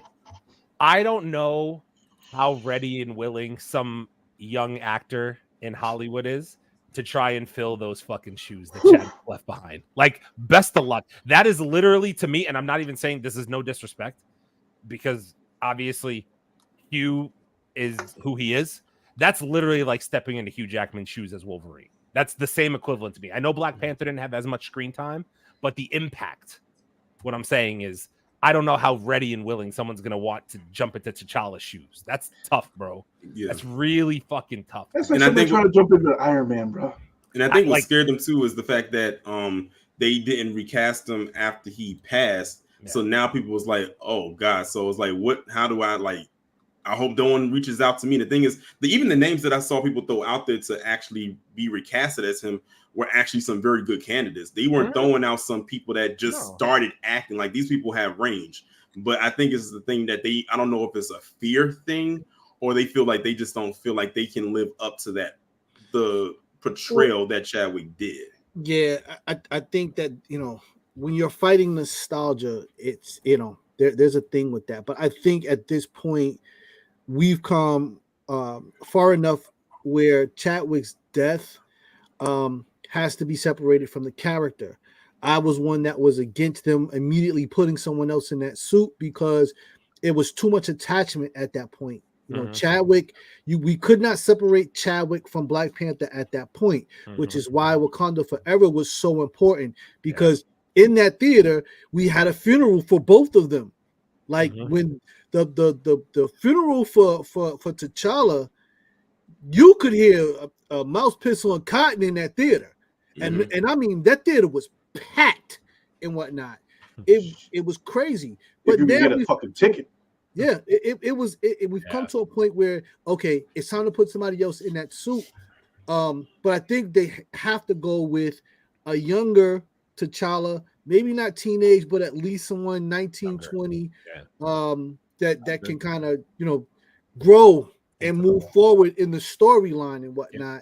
I don't think we pull somebody, and I don't think that you need somebody that everybody knows. I think that you need a fresh face in there that nobody knows, because I think that will seem more authentic and whatnot.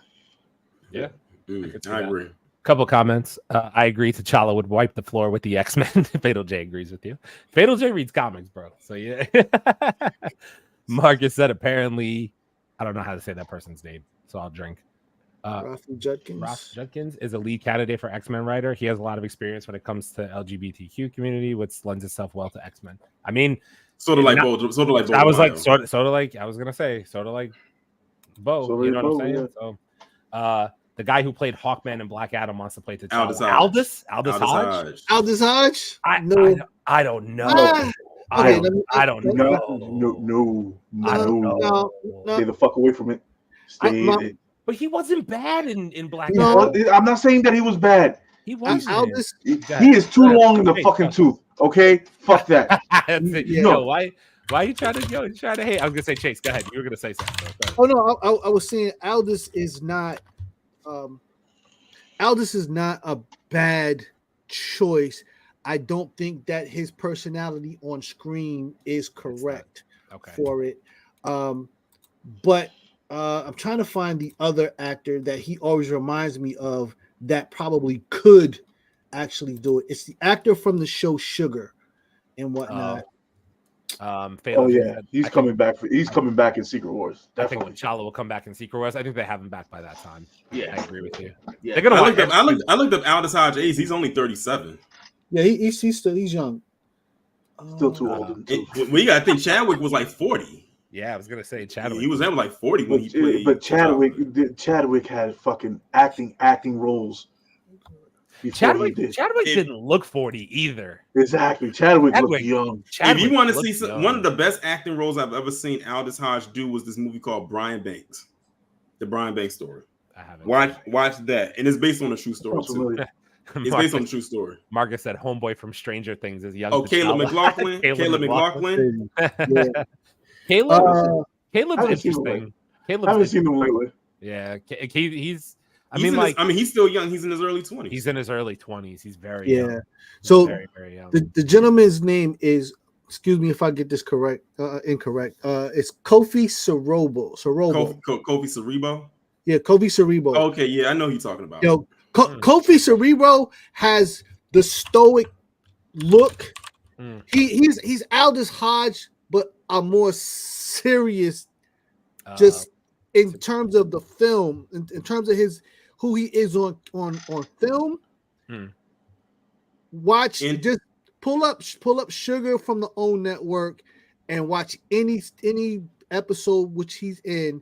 And just watch his character on film. He definitely could. And he is relatively younger than Aldous Hodge, because I just pulled it up too, and it says he's like 30. So, but yeah, he would be a good candidate. Like, there's some good candidates that are being thrown out. I even saw one. Did y'all see that movie, The First Purge?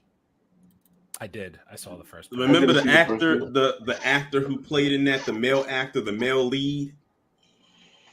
His name is Yalan Noel or something like that, or Noel Yalan or something like that. I think I know who you're talking. I'm pretty sure you're talking about. His name popped up to play T'Challa. And also another one that came up was Damson Idris from Snowfall. Oh shit! He was another one that popped up. A name that came up too. Yeah, I can see that. Yeah. Now that guy, definitely, bro, definitely. Kelly said, "I want to see Black Panther go against Wolverine. I would pay to see that movie." Bro, that's a whole movie. Like Berserker Wolverine, like that's a whole movie. Yeah, I'm not gonna fuck up my character. That's what I was like. I think Black Panther takes him. I'm not even trying to talk shit. Yeah, it's serious because first of all, the thing is, vibranium is stronger than adamantium. And adamantium, right? Cut the shit. And sorry, it's just cut the shit. Leo Cope Leo. we are not talking about this, goddammit. Speaking of Black MCU, I hope you guys know that we get in that live action Miles Morales movie. It's only a matter of time. Too many kids and adults love him. My fear is Sony. Yeah, Sony. Yeah, yes. That he took the words out of my mouth. It's Sony. Sony is that one little barrier that's gonna I mean, it works well because it's animated. I mean, Spider-Verse, Into, and I'm about to say Beyond. That's the third one. I can't wait for that. Those movies are phenomenal. I expect that this last one, a trilogy, is gonna be a clean sweep. But when it comes to that live action, we've seen time and time. I mean, we got an example back in February. So as long as Sony has their claws in this, it's kind of iffy. If this was now strictly just MCU, then I could probably breathe a little bit better. But when it comes to Sony, you got to be on edge like pins and needles. If Sony just told me that they wanted to do away with live action and just do everything in the realm of Miles Morales, I would be perfectly fine with every bit of it. But Sony live action is just never getting a dollar from me as long as I'm not seeing I'm not seeing Kraven. I'm not seeing fucking Venom 3. No. Not a fucking dollar. Not a dollar. No. Absolutely not. Well, you don't want to see the Kingpin?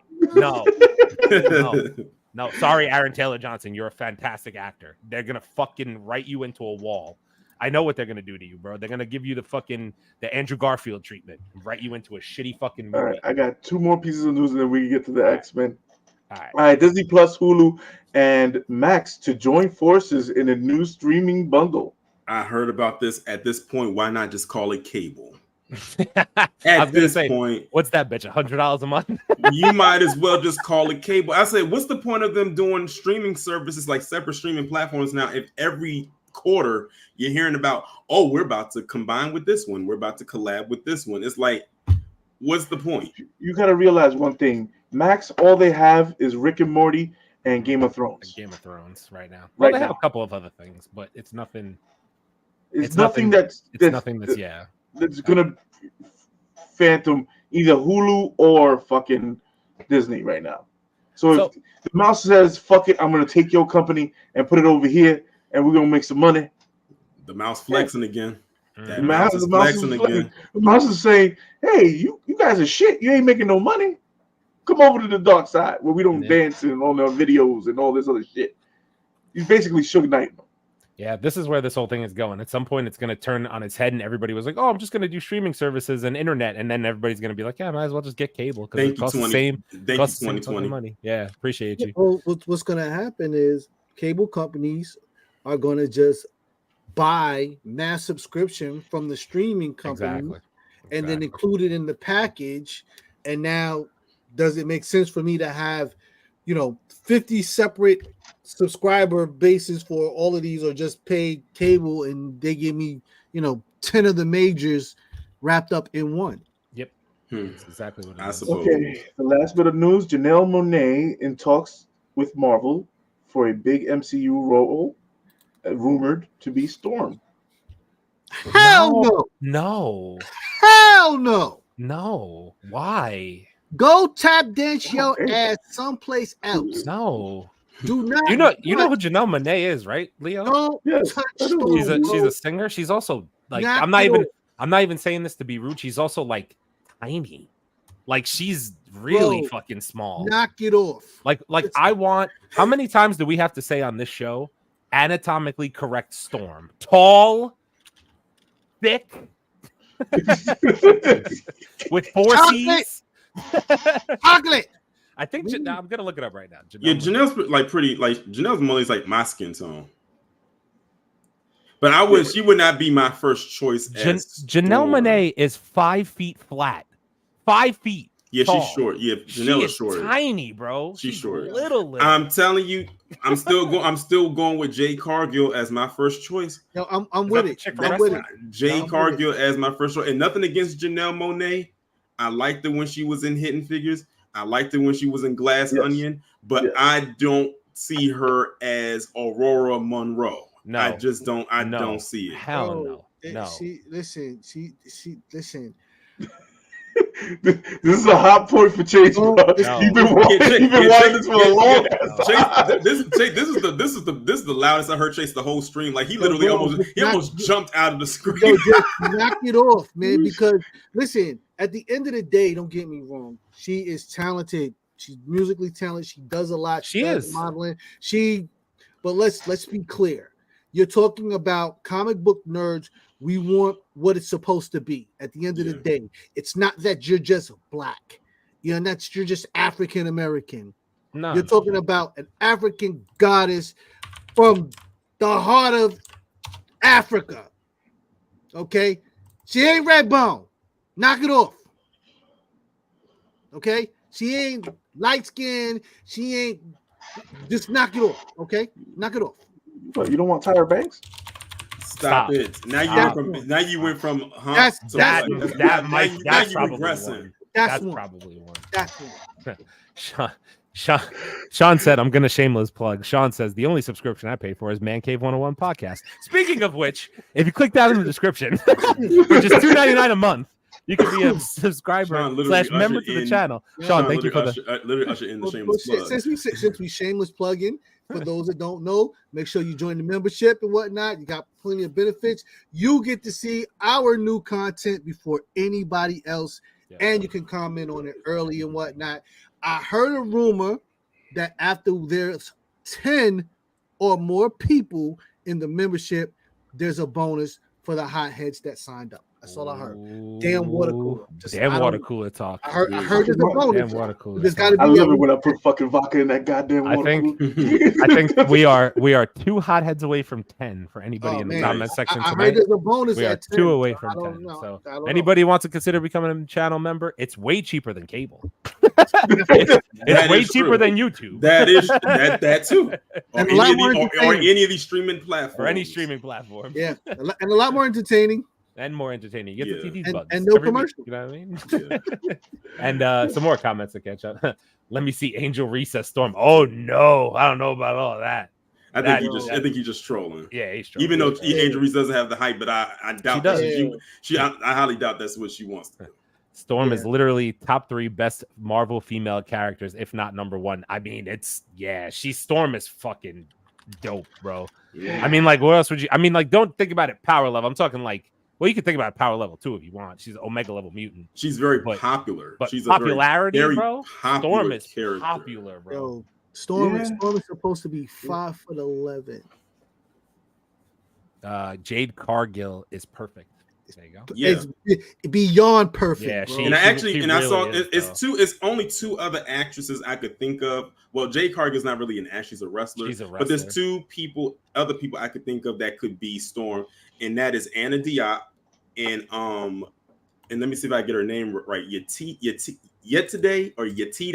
Badaki. She played Bill Queese on American Gods. Y'all remember that show, American Gods? Bill Queese. Yeah, Bill Queese. Yes. She would be another candidate for Storm. I just want. Now you talk about a freaking powerful on-screen woman. Yeah. She commanded every time she was on screen. Even if she didn't have that much screen time, she made you remember her. Mm-hmm. Lupita would be a Cold Storm recast or no? Let Lupita be Nakia, aka Mouse. For those of y'all who don't know, no, leave her alone. She got to let Lupita dance. I don't care what you do. Which, by the way, I did send y'all the link. Leo, will you be leaving the lights on or off? For a Quiet Place. I sent y'all the trailer. I sent y'all the official trailer. Don't worry, we're gonna do it after this. Don't worry. Let's make sure the lights are off, bro. I don't think Lupita could get those jams in that black and gold suit, bro. That might be a problem. I mean, the thing about Jade Cargill is that, like, say what you want about wrestling, she basically knows how to act already. Wrestling is acting. What's up? Hey, Aaron, can you pull up Jade for the people, man? Jade Cargill? Pull up Jade Cargill for the people, because pull up in the Storm outfit, the official Storm. Pull up the one when she cosplayed. Yeah, when she cosplayed. Yo, like, you know what I'm saying? And then you'll understand why my reaction to Janelle Monáe, you know what I'm saying, just knock it off and whatnot. And I wonder if Jade has ever heard people say to her that, have you ever thought about being Storm outside of her just wearing the costume? Listen, that's the current costume that she's wearing in the show. Yeah, that's the current costume she has on in the show. If I've ever seen a Storm, that's Storm. That looks just like what you would imagine her to look like. Exactly. And she's a nerd. She is a nerd. She is a nerd. Yeah, she's a dope. Which means that she gonna do what she's supposed to do with it and whatnot. Yeah. The fact that she's physically fit is important. Like Marvel, I hope y'all are watching. She's literally campaigning right now. Like she's like, look, here I am. This is your Storm. Look no further. Storm is me, and I am Storm. Get out of it. As long as you throw Mancave a little bit, 5%. That's Storm head to toe. Exactly. Oh, definitely. That's exactly the point. From the top of her head follicles to the in between of her corn cushions. That is Storm right there. Is it time for Storm? I got one more piece of news. Shout out to Kendrick Lamar. Oh God. No. Let me shout out Kendrick Lamar. And this is actually a good thing, especially for those who are reaction channels. He removed the copyright notices so people who react to his song can get paid on it, and he would not receive the money.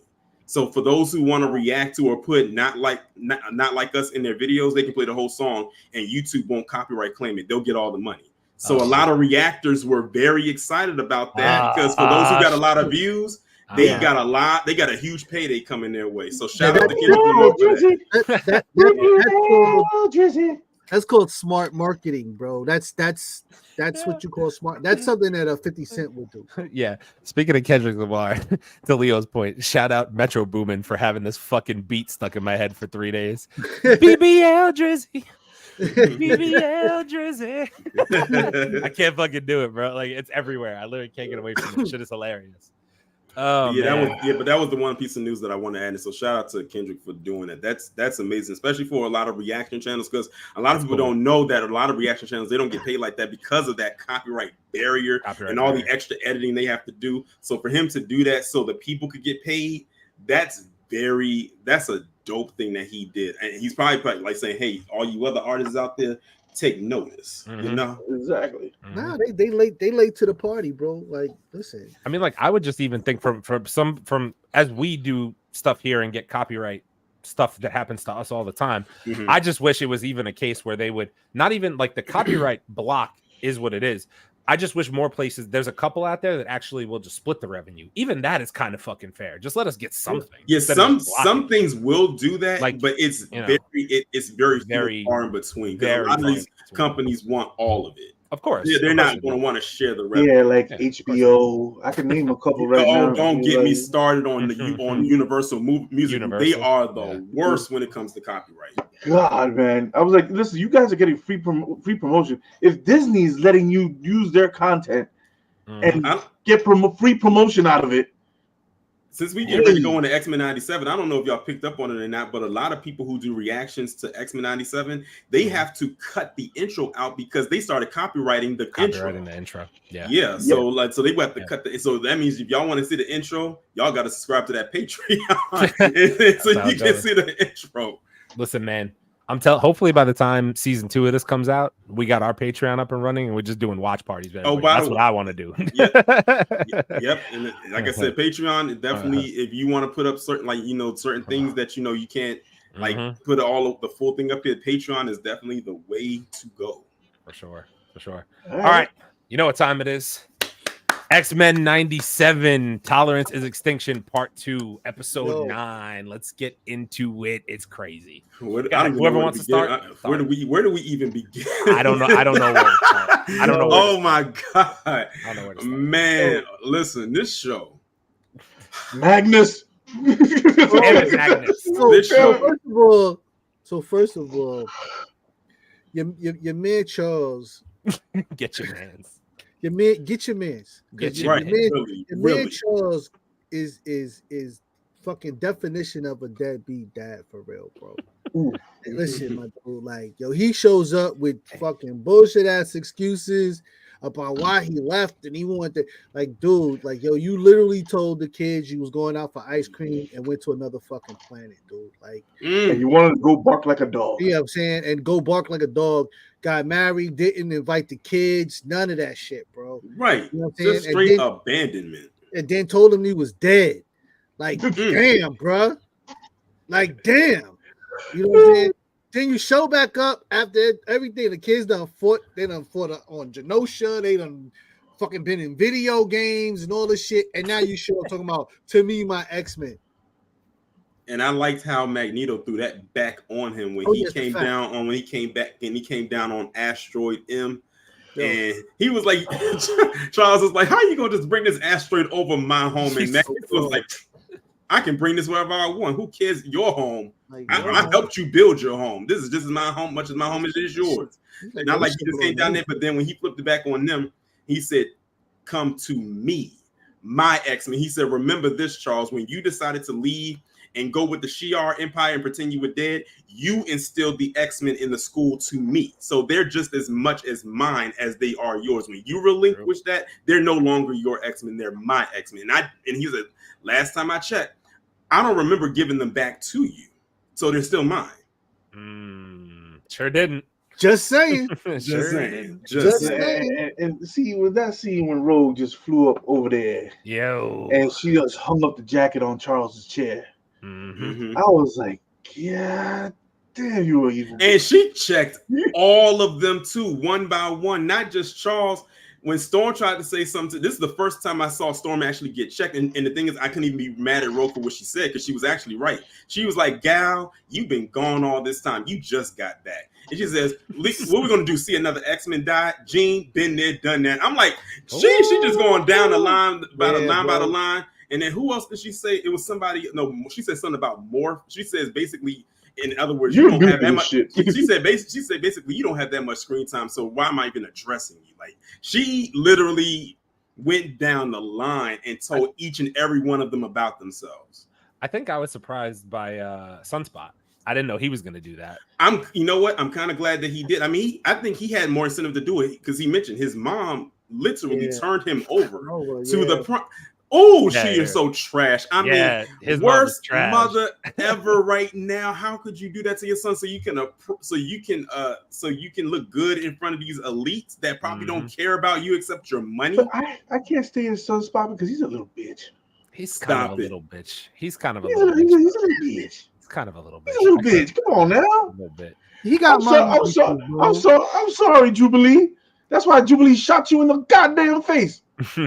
He's got mommy issues, bro. You gotta grade him on the. See, the problem is when Rogue flew up there, she just wanted to get touched one more time. Yeah, wait. Fatal J literally said Rogue wanted some more of that Magnus meat. Yo, Fatal J, we in the same wavelength right now, bro. She wanted to get magnetized a little bit.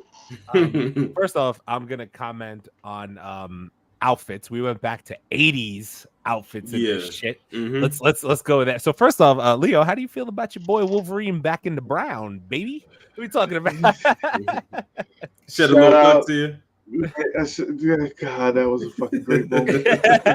When my man put on the gloves, he was putting on the gloves, and you see the fucking hoods on the gloves. And this is one. Shout out to fucking Wendell because this is one of his favorite suits. He said Wendeezy was right.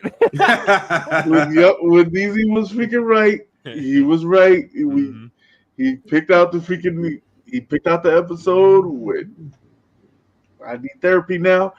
We got the fucking X-Men 25. Yeah, we sure did. And I have that. The suits look. The suits look. I like looking at the old suits. Like it's this show. Oh my goodness, this show is just perfect. Not only that, but I'm just saying, I'll if I'm gonna be out there by myself on this, that Magneto look is the fucking Magneto look. Yeah, that's it. With the helmet, with the cape. That's the goddamn look. That's Magneto. I saw him and I was like, oh, this dude's coming to fuck shit up. I knew it right from there. I was like, yo, I knew what this is already. I knew. I do like this suit, but I also like the gray. Nah, that M suit is trash. I don't like that at all. Not the M, the big M. No. The other one. There's another suit in the comics. Says that he has a gray and black suit where he gets more of his powers. I haven't seen that suit. That suit is fucking. And I like how when they was getting ready to float away on the asteroid, he was like, the door is always open. The door is always open. Yo, he sure did. Listen, when the bro showed up with the damn asteroid, you knew it was about to get popping. You knew it was about to get popping. Yeah. Yo, you saw Magneto. He stopped the Earth from fucking spinning. Yo, I didn't even realize that's not full fucking power level yet, bro. We all thought it was just EMP, but he literally has fucked up the polars, the magnetic polar of the Earth. Like it's literally dying. You know, and he did it in the fucking thong. In his underwear. In his underoos. Does Fruit of the Loom know about this? And also too, one thing that actually put a smile on my face early on in the episode, but made me not feel bad for him, was when Bastion came back and he was carrying his mother. And I'm like, you got the nerve to sit up there and cry after you did. I said, I don't feel bad for you. Like, you know what you was doing, and I don't care about your little crocodile tears. Yeah. I wanted him to get fucking clawed so bad. What can we? So he said he was mad because he had to go back to square one with his little plan. He didn't want to go back to those Sentinels. He liked those Supreme Sentinels that he created. And he's like, now I got to go back to these things. Ugh. So he's like, I gotta regress. when DZ said they referenced the gold and blue teams, they sure did. Yo, they sure we really did. got the giant-sized X-Men team. Yep, they referenced it. Yep. But I just need to say, because we were talking about this earlier in the podcast. Gold team's plan kind of sucked. Like their whole plan sucked. The whole thing sucked. I was like, who devised that plan? I was like, who put this plan together? It was on the fly. I was like, yo, this shit was on the fly. I get it, Yeah, but like, yo, don't do that no more. Yeah, I was gonna say, fly. and I want to talk about. So like, the plan was we're gonna try to trick Bastion by sending Morph in there as Sinister, and Bastion saw right through that immediately, and then was like, nah, fuck all this, and fucked everybody up real quick. Yeah, and then Beast was gonna try to come and get the thing to put the collar on the him, collar and on him. And that didn't work. And that didn't work, right? Yeah, that felt terribly, bro. But one line, this goes back all the way back to the writing.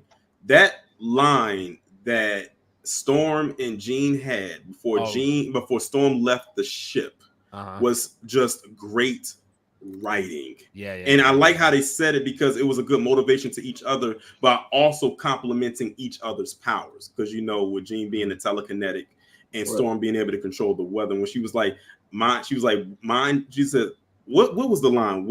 Something about weather in the mind or mind the weather or something like that. Mind in the weather. Mind in the weather. That was just a good line between the both of them.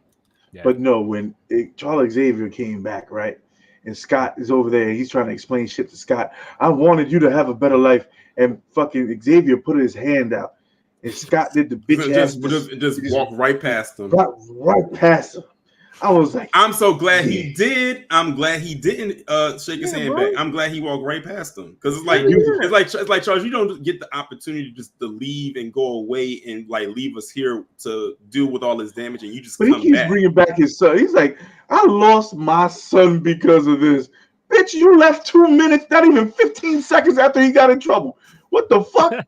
You a bad father too. You learn that you're passing this shit down. And I like to when they finally got a chance to fight the Sentinels, when Morph turned into the Hulk. Bro. I almost lost it when he turned into the Hulk, and then I'm glad they did a little teamwork thing where Jean was like basically having him fly so he could actually hit the Sentinels in those critical spots. He turns into the Hulk and knocks the Sentinel head clean off his shoulder. I was screaming like, what the hell? That was absolutely dope. And then you had Beast pick up the arm and basically did the 5 fingers say to the face. That's what I was waiting for. What the 5 fingers say to the face? Yo, he really smacked fire out the Sentinel like that. That was crazy. Fatal J said, you guys notice each episode is a major X-Men comic run and they sum it up in 30 minutes. That's amazing writing. Yeah, facts. Who's right, Xavier or Magneto? Both have great points, especially Magneto because humans not worth a damn. I mean, listen, right now, Charles ain't shit to me right now, bro. After I heard my boy's being walked like a dog, like people kind of moving away from Charles right now. With the whole thing. Did you see when Charles almost went full power on his ass? I saw it. Yeah, when he got Magneto. Yeah. Did you saw that? Yeah. Did you see what he can do if he just focuses a little bit? and then of course fucking Scott had to go ahead and pull a fucking Star-Lord on everybody. Yeah. because he was fuck everything up. Because Jean mentally got in his head and was like, Scott, like I need assist. And that goes back to what we was talking about before. So let's talk about Cable. Yeah, I was gonna say, and the telekinetic powers that he has. Somebody fill me in on Cable because I gotta really know how strong Cable is because I thought he's just a dude with a metal arm who shoots. Cable does have telekinetic powers thanks to his mother, Madeline Pryor, and I knew that they were headed this way when he said the line when he dropped the gun, and he said the line,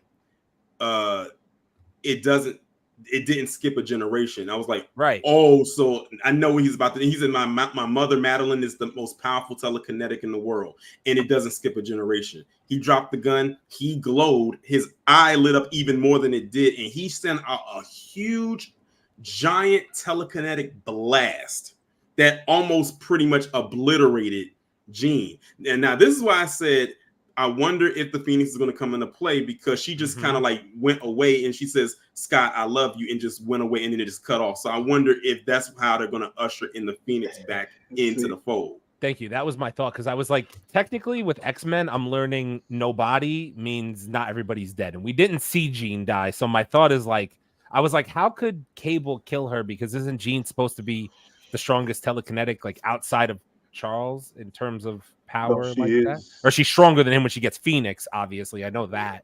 Yeah. But like my thought, I was like, that blast probably wouldn't have killed her. Probably would have hurt, obviously. But like, I'm like, all he's doing is probably awakening Phoenix at that point, right? Like, and that's when you fuck up. Oh, and then you got to think that Sinister, he had control of Cable, so he was able to push all of that out of him beyond Cable's control. So Cable, of course, doesn't know that he's doing that. When you got to see Sinister's real powers when he was fighting Jean. Fighting Jean. Yeah, that's what I didn't know. Sinister's full power either. I was like, okay, so Sinister's kind of got some cool shit going on. Yeah, a lot of people think Sinister's just there to like talk shit and just that's what I do thought what he does. But no, the way he was maneuvering and moving all fast and turning into the liquid and coming back up, how he went into the liquid and came into Jean's telekinetic bubble. That was crazy. That was crazy. And also too, when Jean had said, Madeline Pryor fights with me today, and she just straight gut hit him, and he flew back and hit the strike with the bowling pins, and she threw all those bowling balls at him. Oh man, the thing is with this series, it's just comic book gold. This is almost 1-to-1.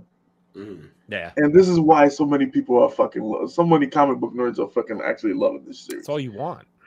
Then that's all you have to do. It's basically an adaptation. Like, it's one of the easiest things you can do if you can't come up with anything original. Adaptation should not be hard to do. Exactly, because you already have the content, and all you gotta do is put your little bits and pieces. Don't change the storyline, but put your little bits and pieces into it. So I have a question about what we spoke about last week relating to this week. So are we still getting that whole Scott's about to pop off type of thing that's about to go on? Like, I just need to know, because I feel like if something happened to Jean, I feel like Scott's gonna go fucking haywire. That's like my thought here. I don't know. See, I thought it was gonna happen when Scott shot fucking Xavier. Oh, that's it should have happened right then and there. Oh, you think? Yeah, you think so? Okay. Because that's where you get the famous X-Men cover when Scott is carrying Professor X's body. Yeah. So if you comic book nerds, I think I know that cover. I think I know it's when Scott Summers is carrying Professor X in his hands. You guys are about to fall real deep. We were about to get into real depression at this last episode. Go ahead. Now let's talk about what was that? I was gonna say, can we talk about the fact that Professor X zaps Magneto? They get the helmet off of him. Yes, they get the helmet off. Magneto snatches the helmet and puts it on Charles. On Charles to stop him. To stop him. But the crazy thing is now, not only can he not attack Magneto, but he cannot communicate with the rest of the X-Men. Exactly. Because the helmet contains all the brainwaves and whatnot. And also, I forgot another thing too when Magneto says, Charles, there have been 2 words that I've been wanting to tell you for a long time. And he takes a little metal plate and throws it across his mouth and he says, shut up. All right. Yeah. So I forgot about that. But I think we have. I was gonna say we got to get into Leo's about to start scratching in a second. Leo is about to start climbing up the walls when Wolverine stabs Magneto with his claws through the back and out through the front, straight through. Classic. Yo, and then he hit him with the line too. He said, "Been in a lot of wars, bub." I was like, "Oh no!" I was no. And you know what's so crazy? That's crazy that Marvel doesn't like to show a lot of blood. I mean, a lot. And we saw blood with this instance right here on the claws and coming out his mouth, coming out his body. So we actually saw that. And like I said, Marvel usually doesn't like to go that far, at least with their shows. So I'm glad that they even did that they showed that. But between the brown suit, that line, the way he stabbed him, I was literally watching that moment. I watched the episode twice, and I was like, Leo is definitely like, that's the Wolverine I've been waiting to fucking see the whole goddamn time. That's the guy. That's the Wolverine. That's the guy I wanted to see the whole season. I was like, that. Okay, I get it now. I understand.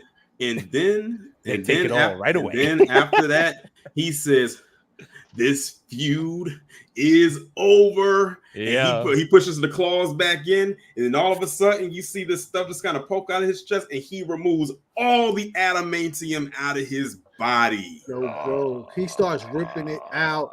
I nearly fainted. I ain't gonna hold you. That's when I was getting ready to turn into the parking lot.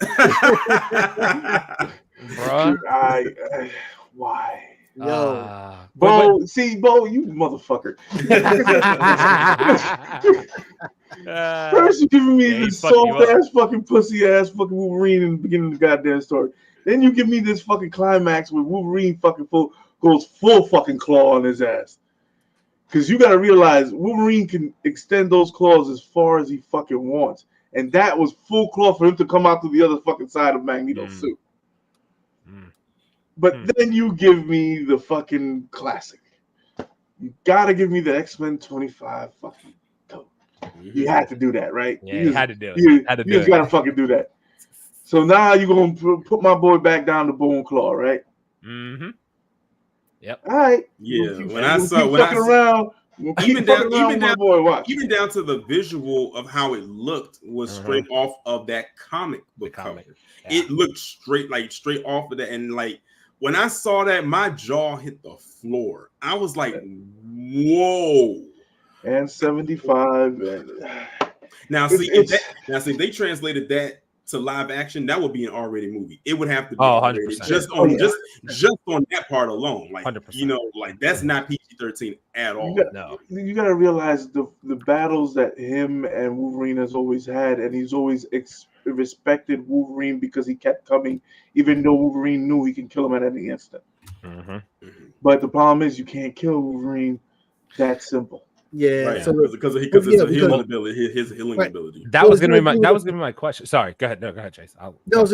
It's not just his healing ability. Like people have been watching Wolverine so long with the adamantium that they forget that he has bone claws. He already had those claws under, before they layered his bones with the adamantium. So taking the adamantium off of him does not make him less lethal and whatnot. The bone itself is crazy strong and whatnot. They just add a different dimension when you add the adamantium and whatnot. So I was gonna say that was gonna be my question. This is not a death for Wolverine. This is just removed his adamantium. No, they just removed the adamantium. Okay. So it's just we're just going back to bone. So he's still very much alive. It's just that he doesn't have the adamantium in his body. Yeah. And most likely he's gonna get it back, and then that's he'll put it back. It's gonna be a whole new. Yeah. But now, see, this is the question do I have: is Bo gonna take him to Berserker? Ooh, probably not yet. You got more seasons, bro. I don't think he's gonna get it. Once he loses, because you got to realize the progression that. The only reason why Wolverine is alive is because of his healing factor, because of the adamantium. Because the adamantium that's the one thing about Logan that you realize that the adamantium has been killing him for the longest of time since he got it. So now that he doesn't have that, his mind is going to regress and get back all the knowledge that he had before. So which will make him more of a deadlier killer, and also will bring out the Berserker mode of Wolverine a little bit faster. Oh shit. Okay. It should. So don't see this as a sad thing. It's a sad thing. God damn it. My boy went full fucking. He said, "You gonna take all this claw straight through the goddamn chest," and you said, "And you put him back in the goddamn brown suit."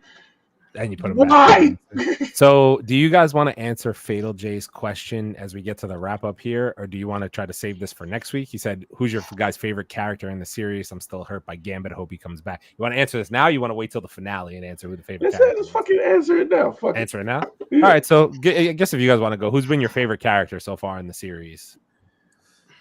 Listen, you know how I am about Storm. We're not going. No, it's Storm. Storm. It's the end of the story. Like we good. I'm not gonna black and gold suit. I'm not gonna lie to you. I haven't really had a disliking of any character except for Roberto Sunspot. He's been a little off to me, but outside of that, I haven't really had a hatred for anybody. But I'm sorry, the name's Gambit. Remember it, Mon Ami. That moment is gonna stick with me for a long freaking time. You know what? It's Gambit. It's Gambit. Yeah. I'm gonna have to go, especially after what they did in episode 7? Rogue. Oh, Rogue was crazy. Rogue, listen, after Gambit died, she literally went rogue, just like her name said. I mean, this woman yeeted Captain America's shield into the mountain. she. I think this is the most sassiest we've seen Rogue ever be. Ever. And we know she can go there, but this time she's really, really, really going there. So I'm gonna have to give it to Rogue, but don't get it twisted. Storm is always going to be up there. Always going to be up there. But for me, just so I don't have the same answer, I'm gonna go with Rogue. All right. This is hard for me because Wolverine is my favorite character of all time. Magnus. Yes, Magnus. I knew it was Magnus. Magneto's been a G all fucking season. The thing is that with Magneto, they did this right. They did it right. They just doing it right. I just can't not unsee the lines, the script writing, the acting, the animation, the way they did them. They did it right. Comic book accurate. I love the transition of Magneto from quote unquote good guy back to bad guy. I think Bo did that phenomenally so far throughout this whole thing. Like that whole transition, because like you even saw like that whole courthouse scene and all that when Storm lost her powers. Like Magneto reminded everybody, like, don't make me be an asshole again. And now all of a sudden he's like, now you made me be an asshole again. Yeah, like now here I am. Yeah, now I'm an asshole. And at this point, he's like, now I'm at the point of no return. He's like, listen, if I tried was a person, Magneto would be that person. I tried. Literally. And the thing is that the whole aspect of Magneto building his solitude of fucking awesomeness is to remind Earthlings and humans, like, you guys are peons compared to me. And the problem is that Charles has always been the silent dickhead. He has always been. He stopped Jean Grey from having her full power. He put mental blocks on her. He put mental blocks on Wolverine and tried to open him up. He put mental blocks on. He put goddamn near mental blocks on almost all the fucking X-Men. True. Until they reach their full potential, he can't block them anymore, and then he knows their full potential. He has to abide by them and say, "How do you tell fucking Scott, I wanted you to have a normal life, but I'm not here anymore." But fucking Sinister, Magneto, everybody's still running and fucking around. Yeah, I told you that, bro. Deadbeat dad shit, bro. Like, can you imagine how many mental blocks he put on Jean to suppress the Phoenix from coming up? I can imagine he probably put 90% just on her alone. Exactly. And then you also know that when Professor X was talking to the president, he was like, "Listen, we've been through this before. My X-Men will handle it." And the president was like, "Oh no, we're gonna go with the operation." It was like, it's not gonna work against Magnus.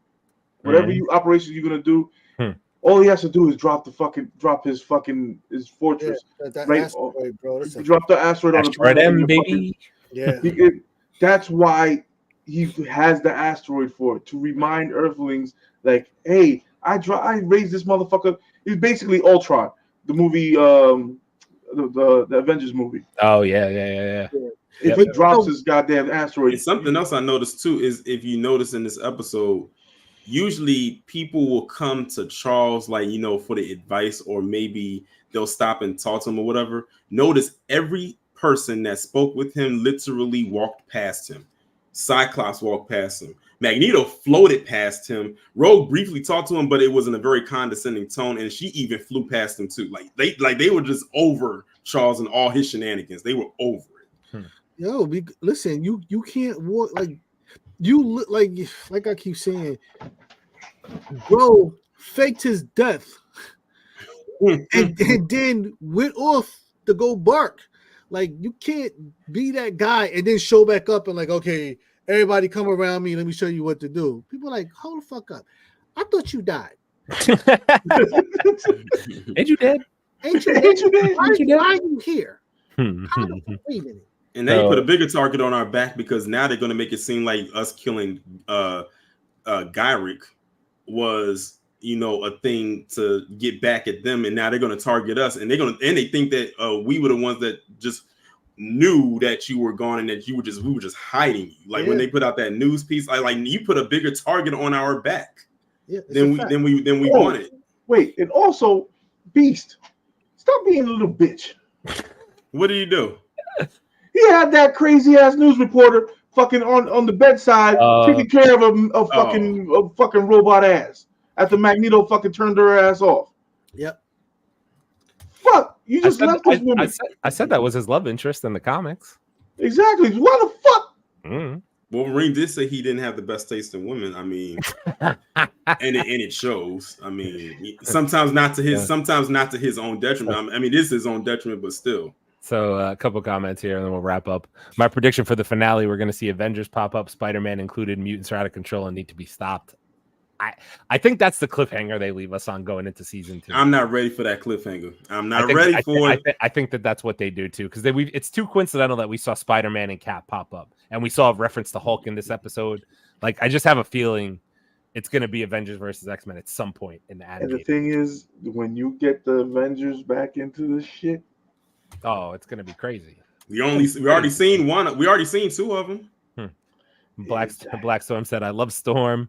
But people forget Magneto did try to do it Charles' way, and then that showed growth. But then the humans messed it up, and now we're back to villain time. Yeah, it's facts. That's, you know. And then Charles is foul. Team Magneto. Charles faked his own death so he could smash some alien booty. I told you he was swayed by that name Lilandra. Something about that name Lilandra. Did we just peep Magneto sitting on a Sentinel throne just like that statue? Oh, yes, baby. Yes. I was talking to Jason from Den of Thieves, and he threw a name out there. I'm gonna throw it out to you guys. Onslaught. I listen. I said that 2 weeks ago too. I said, like, maybe it seemed to make a lot of sense to me. They might go that route at some point. It makes sense. Right now, we got Professor Xavier and freaking Magneto, obviously, right now, with everything that just went on. They just removed the adamantium from Wolverine. The 2 of them are up on Asteroid M right now. I'm like, I think that eventually that could be what this leads to down the road. But the thing is, Magneto got 3 holes in his ass right now. Yeah, but I don't know about how Magneto doesn't have it. Yeah, he can. One thing he can do, he can move his blood, the iron in his blood. I was gonna say the iron to stop the bleeding and stuff like that. Yes, he can. But do they show that in this run?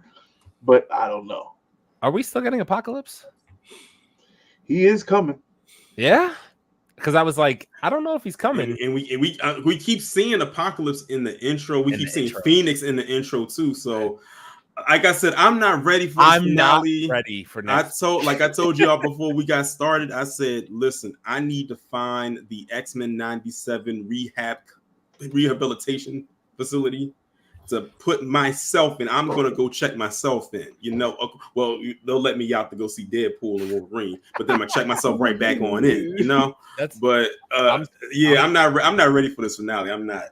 I'm so afraid that the season finale is gonna come, and I'm just gonna be like, so when is season 2 for the next year and a half? Right. Because like if season 2 is not announced until like 26, you have no idea how upset I'm gonna be. Yeah, dude, it's good. The thing is that if the ending is X-Men versus Avengers, which Avengers are coming? Which X-Men are we gonna get the power-ups or what? What's happening? What's happening? We already got Magneto up there. Does Charles lose his shit? No. Scott loses his shit. He already fucking shot fucking. He already shot fucking. I'm not even gonna lie. Like the professor just wiped off his little hoverboard, and when he got back, only for Scott to shoot it and dent it this time. You can't wipe that away. I'm not gonna lie. When he shot him, and the way he flew back, he's like, he was just laid out.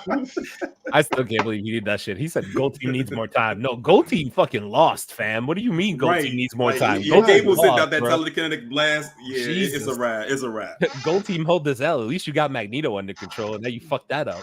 Right. You could have had the planet back on.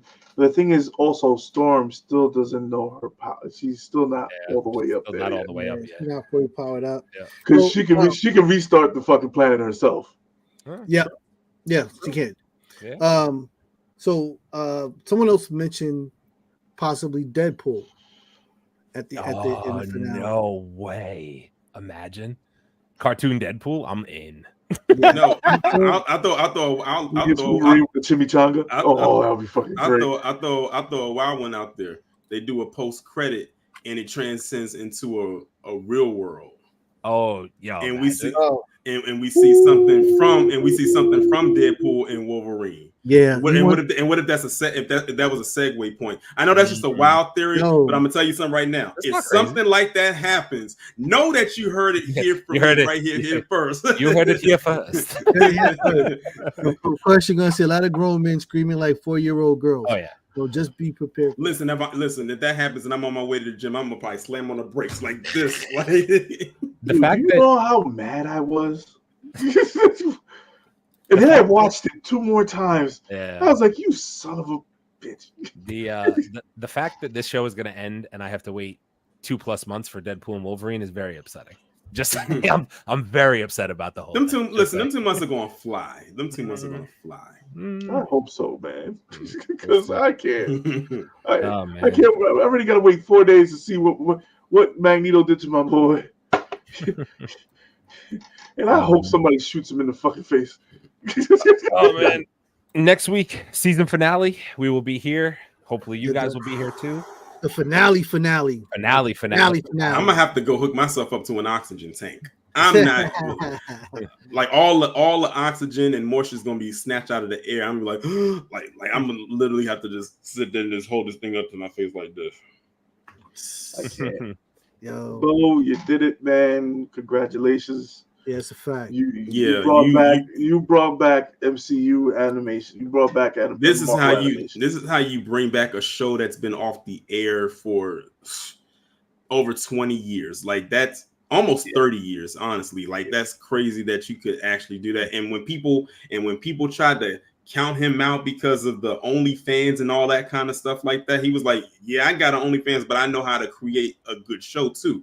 Mm-hmm. So here it is. So this is how it is supposed to be done. Yep. The blueprint is there. I'm telling you, anybody who does any kind of Marvel animation after this for any other show, y'all got some big shoes to fill. Yo, the next animation that Marvel's doing is that Wakanda series next year. Eyes of Wakanda. Okay, I can actually see that actually being good. That's the next. I can actually see that being decent. Yeah, let's hope they're taking notes and like, this is people want this comic book accuracy type of shit. Like, obviously X-Men is its own beast, you know what I mean? But like, it's still, I think how much people are loving this and the ratings it's getting. When Deezy said we got The Boys incoming. True, The Boys is in June. Yeah, The Boys is coming in There's June. A lot of stuff coming out in June. And I just want to give a shout out again, Fatal J. Thank you for becoming a member of the channel. We appreciate it so much, and also for the $5 dono earlier. We appreciate your love and support, bro. As you know, we subscribe back to your channel.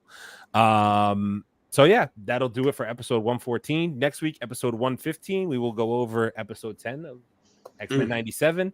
I'm sure that will be a lengthy discussion as well. Torian, we appreciate you joining us this week. Are you joining us next week for the finale? Oh, definitely. And listen, like, you gonna have to bury me in green pastures after that episode, because I don't know where I'm gonna be. I'm gonna be somewhere in the clouds.